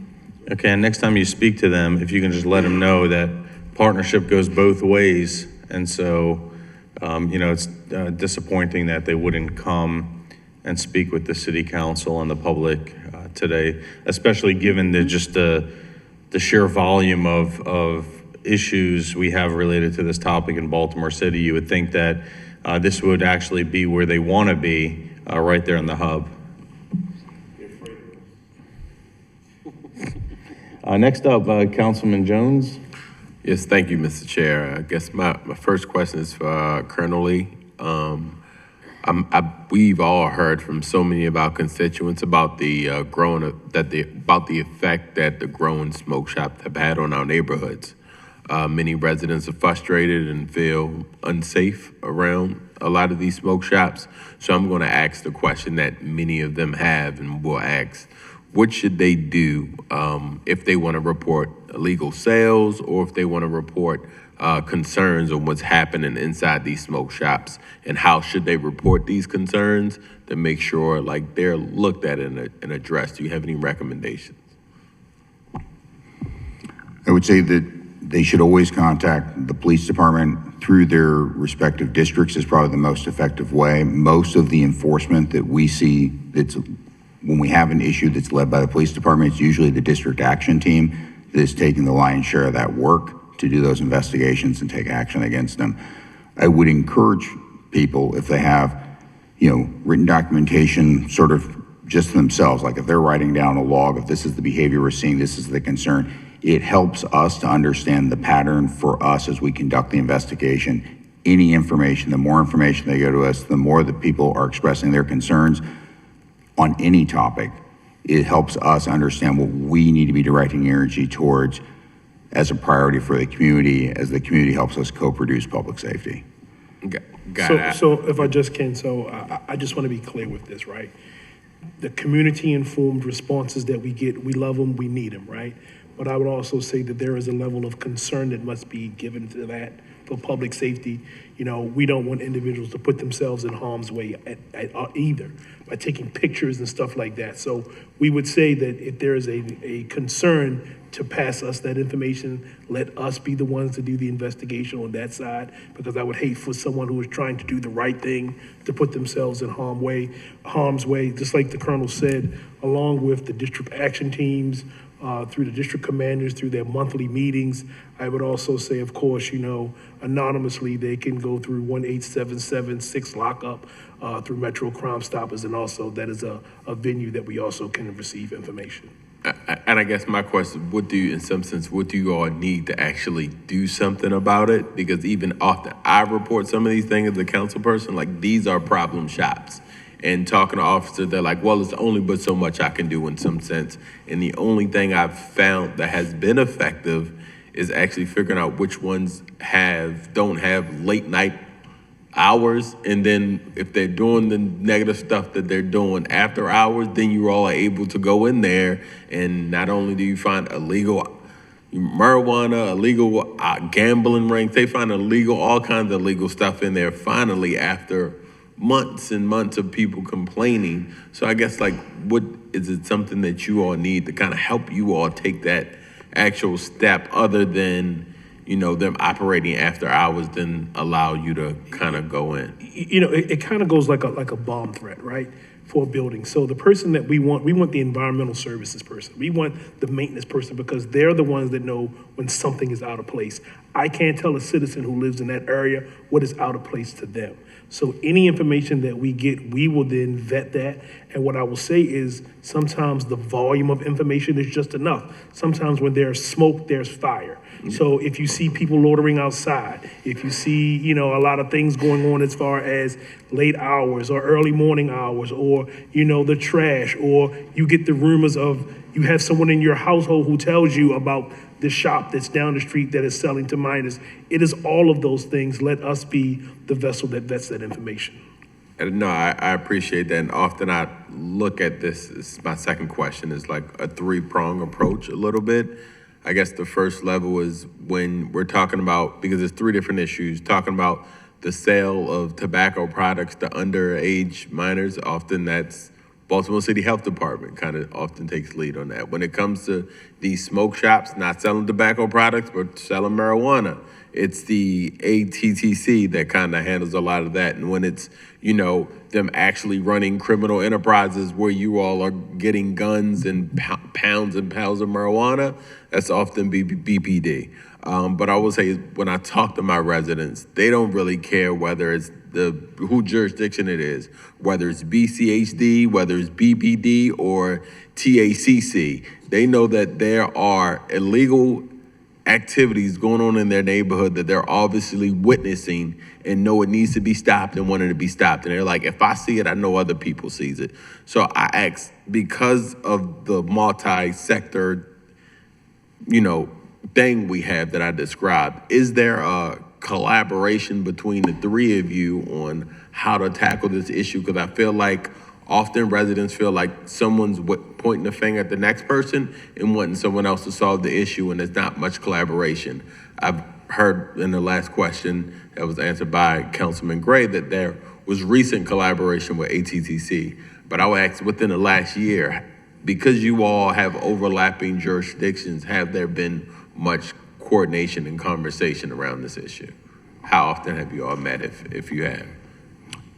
There's strong collaboration from the police departments, working with ATCC, the sheriff's office, other organizations. I mean, I even had the names of some members of ATCC, hoping that ATCC would be here to personally thank them for the collaboration they've had with some of my district commanders.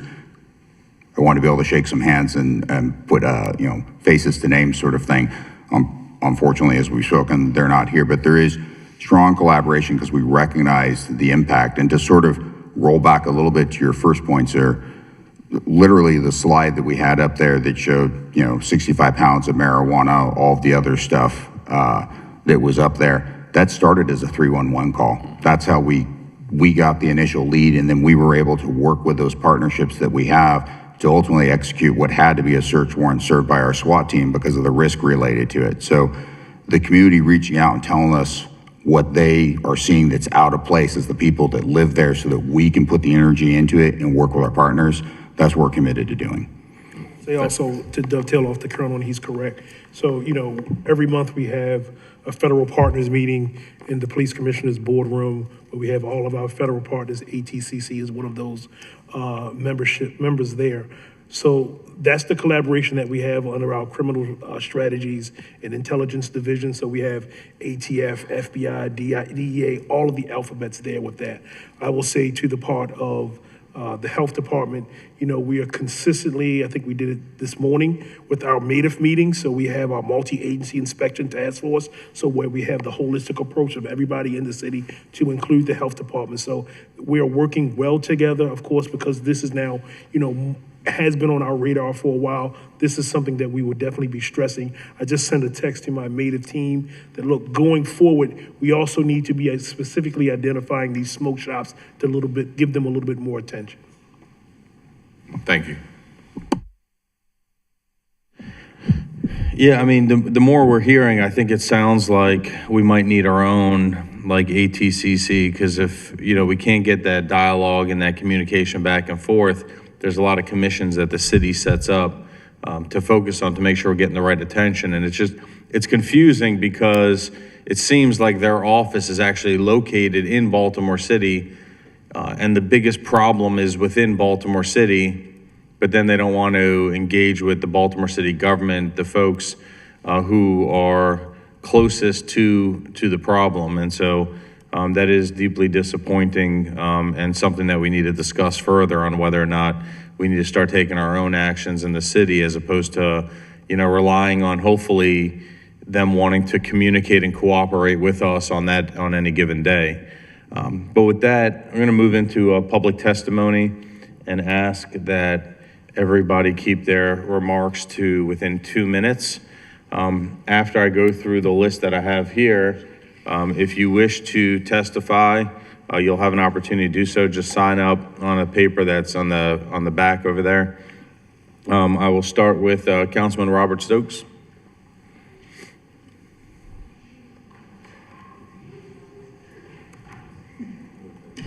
Thank you, Mr. Chair, President Middleton, President Cohen, to the committee, President Cohen, Councilman Glover, you right on point. Well, start with your name, sir. I'm sorry, For the record. Robert Stokes. And I want to just thank the committee for allowing me to speak. And the reason why I came here, because, you know, John Hopkins did a study on liquor stores and how they created violence. So now, we worked hard, got rid of the liquor stores, so now the new liquor stores are the vape shops, huh? So all the violence is there now. The gentleman from Hopkins just left. They need to do a study on these vape shops, because you see what happened. If you go down Biddle Street and you cross Green Mountain going east, there's a sign that says, "Welcome to Johnson Square." Next to it, there was a gentleman that wanted to open up a vape shop. I personally seen him in there working. The vape shop didn't open. One, he did not have a permit. If you go straight up Biddle, and when you get to Bond and Biddle, the gentleman had a zoning sign outside. You know what he did with it? He put it inside the store, so the community didn't even know there was a meeting for him to open up that vape shop. The lights on that property was so bright that the community called me. They didn't even have a permit or zoning. I called Eastern District because they had to go there and shut them down. I called Jeffrey Veal from zoning, who was very helpful. But I'm gonna go back down to Broadway. I was at a planning meeting. You already had 2 vape shops on Broadway. One of the committee members went back and forth with me about adding another vape shop on Broadway. Now you got one on the east side of Broadway, on the west side of Broadway. Before you get to Ashland Avenue, is one there, and they getting ready to open one on Ashland and Broadway.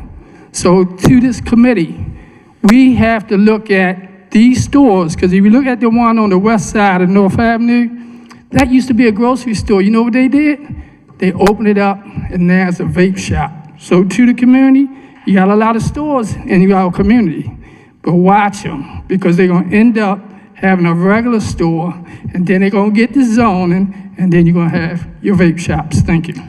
Thank you, Councilman. Thank you for your leadership, holding it down over East. We appreciate that.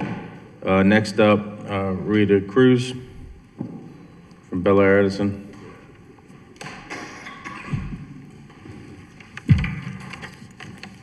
Hello, everyone. My name is Rita Cruz. I'm president of Bel Air Edison Community Association.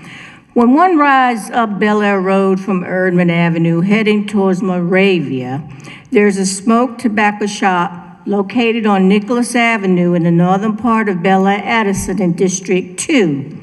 Every time I drive by there are numerous young men hanging out there loitering, even during school hours. Some years ago, one of my former delegates' son lost his life right there near that tobacco store. The tobacco stores are now replacing hanging out on the corners, even during school hours, even when it's raining, snowing, or anything. It has become a breeding ground for illegal activity, and they are selling more in that shop other than cigarettes. So, many of my old adults are fearful and frightened to go in that particular area. So I hope you do something about that smoked tobacco shop, which is located at Nicholas Avenue and also Bel Air Road. Thank you. Thank you. Next up, Audrey Carter.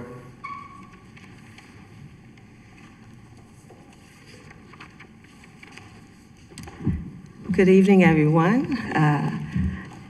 I felt it very important to be here to speak on this topic, to miss my Bible study, but I will do it on video, and my children will still get it.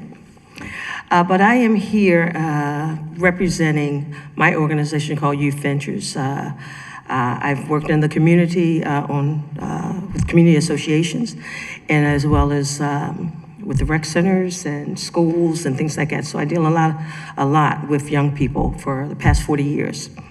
But I'm kind of perplexed in some things, so I'm asking more so maybe rhetorical questions, but these are addressed to the city council, to the health department, to the police, to the alcohol and tobacco and parents and whoever else is here and listening. Because I'm not sure if when you say all of these shops are popping up, somebody's licensing them. So stop licensing them, okay? If there's popping up, they can't, I mean, they can pop up and do things, but you know, but still stop licensing them. And then also maybe limit the number of shops that are in districts, just flat out. It doesn't matter whether they're legally doing what they say they're gonna do or not. There should be a certain number within a district so that they are not proliferated with these shops. Audit them every maybe 2 or 3 years, you know, so you're coming in and you're saying, hey, you know, what are you selling? What's your product? Or what are you making more of your money on, whether it's the tobacco or whether it's food, actually. Like we said, we got food deserts. Also limit them with opening late at night. Other places aren't open late at night, so why should they be? Because what are they selling all night long that they need to be open all night long? The other questions that I had was about when people are possessing marijuana, and these are maybe older people, and they say there's a certain amount that they can be charged with, right? So I actually asked the young person, so if I possess just under the limit, and I smoke that, go back in the house, get another under the limit, smoke that, go back in the house, get another under the limit. So at what point, so I'm not breaking the law because I'm under the limit, but but my faculties, wrap it up, okay. All right, more questions of regulations. With these smoke shops, we need to regulate them more for public safety. Again, because of our children being exposed to them. And so if you get a youth smoker, a young smoker, you're gonna have an adult smoker, right? And let me see, finally, for the health department, you said you're limited on resources and people. I'm gonna say I am the product of a youth peer counseling group when I was at Dunbar in high school. And we were a peer counseling group that went out to talk with other young people about drugs and alcohol. And I'm gonna say that helped me to understand the importance of not doing it, but it also helped me understand why other people did it. Okay, so maybe you can use some young people through YouthWorks to do something like that. Thank you very much. Thank you. Next up, Arian Lucas. I might be reading that wrong. Last name Lucas.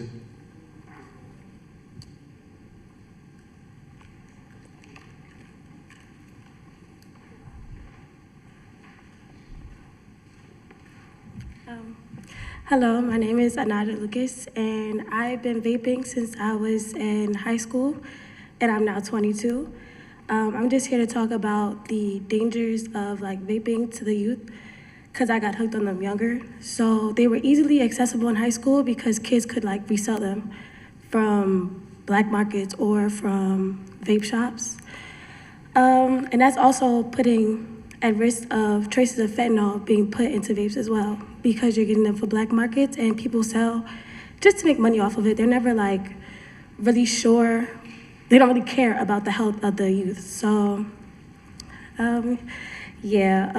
it is very accessible. There are vapes on every corner. In any county, any state, they are very accessible to younger kids. As long as you are a paying customer, they are going to give it to you. They rarely check IDs unless you're a new face, I would say, because at the age of 18, I could get a vape and not be ID'd. And I looked like a baby. I did not look like I was 21, 22, old enough to buy any type of tobacco products at all. It was very I'm still struggling with quitting vaping, and I'm here to just spread awareness about how dangerous it could be once you start getting hooked at it as a young age. You are reliable and dependent on it. There are some days where I'll wake up and look for it. I want to know who got it. I'll search my body. I'll ask my friends if they've seen it. It's a very bad addiction to have at a very young age. You can get hooked and it could lead to very cancer-causing effects. And I know this, and I still don't like try my hardest to stop. So if I could stand here and my account help other young people to not be in a position that I am in, that would be like wonderful. I would like to make a difference because having this addiction is not a good thing, and it's not something that will benefit you in the future. And I think the number one reason why younger kids vape is because there's no trace of it. Like if you were to smoke marijuana or a regular cigarette, the smell will be on you. Versus if you smoke a vape, nobody's gonna know. All you have to do is like conceal the smoke, and you can hit it anywhere. At school, I know when I was younger, in high school, I would go to the bathroom and hit my vape and never get caught because who's watching me? Nobody. I'm in a stall, it doesn't stink, there's no trace. And I remember looking back when I was in school, there'd be like a group of girls in the bathroom sharing vapes, passing it around, not doing anything about it. And then there's like another hookah product on the market. So it's like, it's different from vape pens, they're called hookah pens. And like, it's from like hookah lounges. It's literally fit into like a little pen. And that's more so starting to be catered towards like kids who were stuck on vapes and now, oh, it's not vapes, it's hookah, so it's a little different, it's better for you. It's literally the same damage that is caused, and they're all sold by tobacco products in stores. And sometimes they're sold at gas stations. That's another reason why they're also accessible to the younger kids and just kids adults my age. But they're very, like, it's not a store that you can't go in that sells cigarettes or tobacco products that you can't get a vape in. And they're not even supposed to sell vapes or tobacco products at all. And they still get away with it because you just have to know somebody that knows somebody to be able to obtain these products. Yeah. So, Well, thank you. yeah. Thank you very much for your testimony today. Thank you. I Have a good appreciate it. one,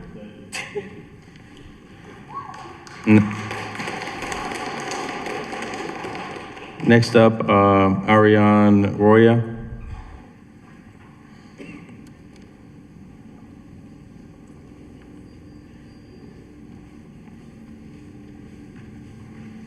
Hello, everyone. My name is Ariane Roy. I originally started smoking vapes my freshman year of high school.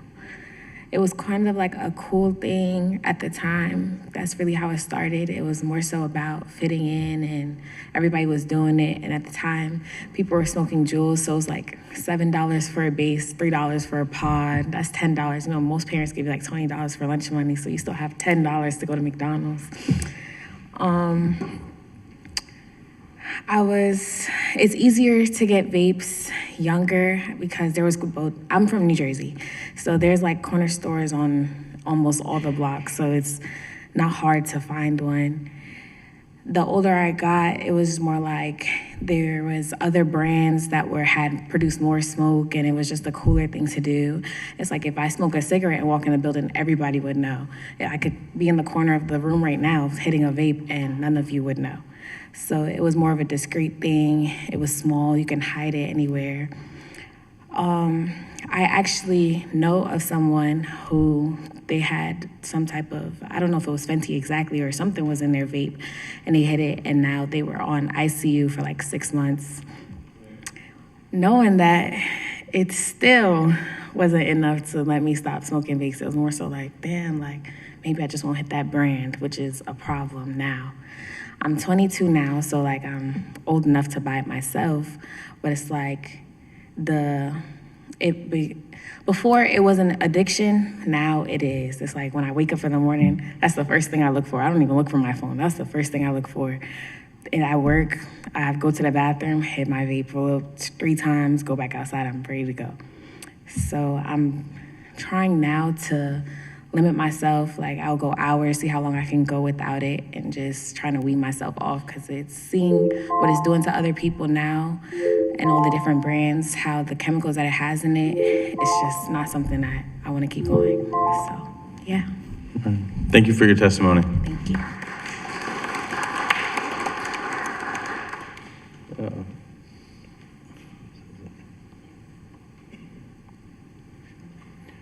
Felicia.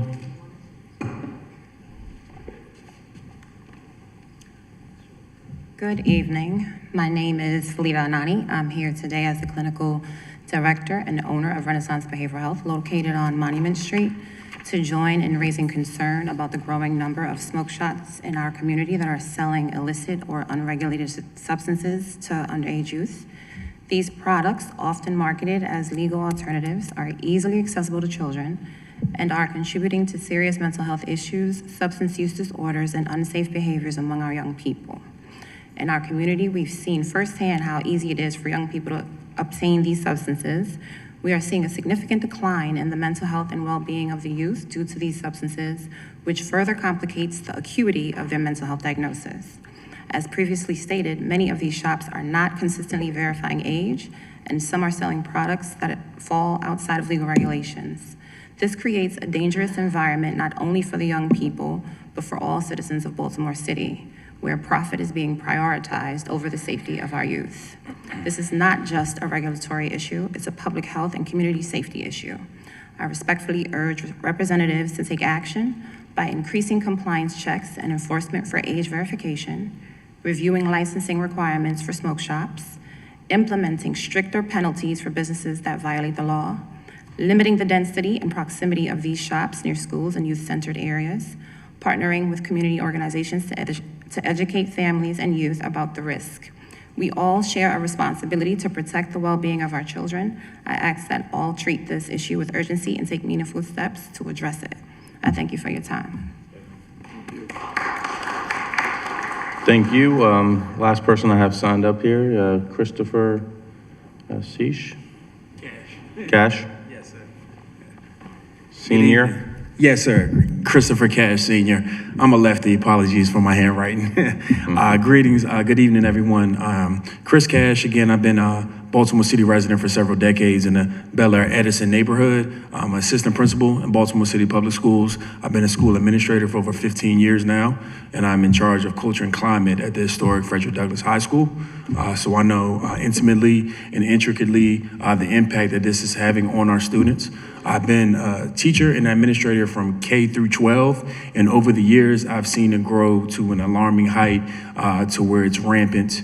It is seen as a social acceptance, and our students, the ease of access to it with these vape shops and tobacco, that many of our students, the majority of our students who use public transportation to get to school, are able to attain it along their way, whether they're accessing and purchasing it at the shop or whichever transportation hub they're going to. They know that our school system code of conduct is not strongly enforced. If they're already coming in under the influence, because they are partaking of it in the morning before school starts, they're already under the influence. There's nothing we can do to them. And not necessarily the desire to be punitive, but for the redirection. When we go to correct and support those students that are under the influence, when we reach out to those families, the families that want to take part in the diversion program, we're preaching to the choir, because when I can reach those families, they want to support their child, it's voluntary. We need that parent or guardian to sign up, and the large number of students that are marginalized, that are from low-income households, that if you can reach a parent or guardian, they don't have the ability to come and sign their kid up and support and ensure that they're making the steps to curb this addiction, because we can't get them into the school building for the academic piece. But this is damaging and ruining our students at a very large level. Additionally, we have the weapons detection system where previously where it was marijuana, the lighter, things that matter. If we could confiscate that, you could see the response of the kid when we confiscate those items. Now that the vapes are plastic, they're easily cloaked because of the aroma. And when we do confiscate them, it's no sweat off their back, because the price point, the access to it, the flavoring, it's not on their clothes. As stated previously, yes, it is easily accessible, attainable, and brought into our schools. And the overexposure for our youth. Working in high school, I have incoming 9th graders in the fall that will tell me at the bus stop, I cannot. I'm talking 13 and 14-year-olds and preteens. My own children that are in city schools and middle schools as preteens are constantly exposed to this, where it is a regular everyday thing. And I'm asking that any and all things that can be done to limit the ease of access, be punitive towards these shops, and increase the education and awareness for our families. All right, thank you very much. Thank you. All All right, so that concludes who we have signed up. Is there anybody else here that wishes to testify? If so, come on up to the podium.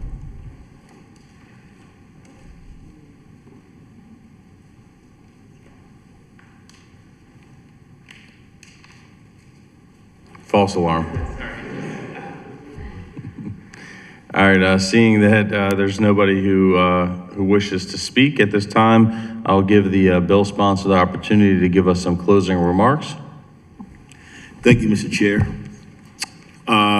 So to end, I want to thank all of our agencies, our organizations, the community members that showed up today. This is very, very important to Baltimore. It's very, very important to us to lead this bill. You know, I'm born and raised here in Baltimore. Like I said again, I see what you see, I feel what you feel, and I understand it the way you do. I've seen what happened when systems don't keep up and our communities are left to deal with the consequences. We're looking at it right now as a system that is falling a little short, right? We see here early on that the alcohol, tobacco, the ATCC just not present. That is unacceptable. You know, this is a state agency. This is very important to the citizens of Baltimore. It's very important to us as a council on how we move forward addressing this issue. Not being here is unacceptable. We'll make those changes. And we got data sitting here right in front of us. Agencies not talking to one another while the problem keeps growing right here in front of us. Meanwhile, these shops are popping up all across the city of Baltimore. Access keep getting easier. We heard from many of those that testified before us today, and our young people are the ones that are paying the price. But what I also heard today is that we do have a path moving forward, and it starts with us right here in the council. We start by getting our data in order so we can actually know what's happening in real time. We can stand strengthened, coordinated between agencies. Again, all agencies must be involved. And as we invest in the people doing the work, because right now, they don't have the resources they need, like the health department. We got you. We can look seriously at policies and changes, whether that's expanding the paddock law, putting a new pause on new licenses, or starting up a real smoke shop task force to stay on top of this. At the end of the day, this is about aligning what happens on the streets of Baltimore and utilizing the tools we have to respond. Because where I'm from, you know, no one wants to hear that bull crap. We just want to get the work done. Our community feels it first, and our community feels it the hardest. We owe it to the citizens of Baltimore to get it right. And as I'm committed to doing the work with all of you, I want to remind you, everyone that's watching here in person and that's watching online, that us as your elected officials that are standing before you today, we work for you. So hold us accountable. And again, thank you all for being here this evening. And we're going to have a closing statement from the council president. Thank you, Mr. Chair. I know it is late and folks are hungry, so I'm going to be brief. I want to thank the bill sponsor for his really good work and leadership on this important issue. I want to thank the staff that put a lot of time into this, both the councilman's staff, my staff, council services staff. I want to thank the agencies that did come before us, the great panel of witnesses. And I want to really thank my colleagues from the 74th City Council.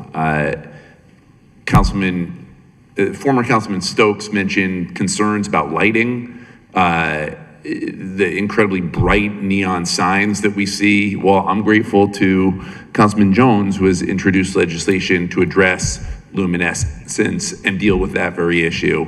One of the earlier folks mentioned the proximity of these shops to each other and to schools. Well, I'm grateful to Councilman Blanchard, who introduced legislation to address that exact issue, that we would limit the proximity of these enterprises to each other and to schools and other places that impact kids. I'm grateful to the partnership of Councilman Glover as we endeavor to increase the penalties and make it truly cost ineffective for folks to continue to poison our communities. The fact that the highest penalty right now is a $5,000 fine is unacceptable. We need to hit folks in their wallets where it truly hurts. And that means, to our educator friends' point, shutting these places down, not allowing them to continue to do business that hurts our kids and our communities. I also want to really thank the young people that came up and testified. Your stories were powerful, and hearing directly from you all will have a big impact on this issue. We know how easily addicting these products are, particularly the vapes, and that they are designed to be so that folks can continue to profit off of your misery. That is how this entire industry is structured. And so just know this, as the councilman said, we work for you.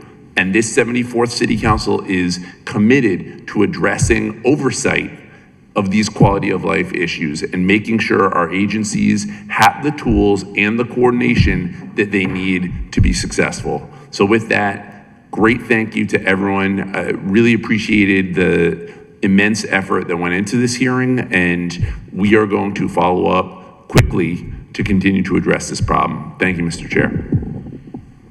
Thank you, and the Committee on Legislative Investigations is now in recess.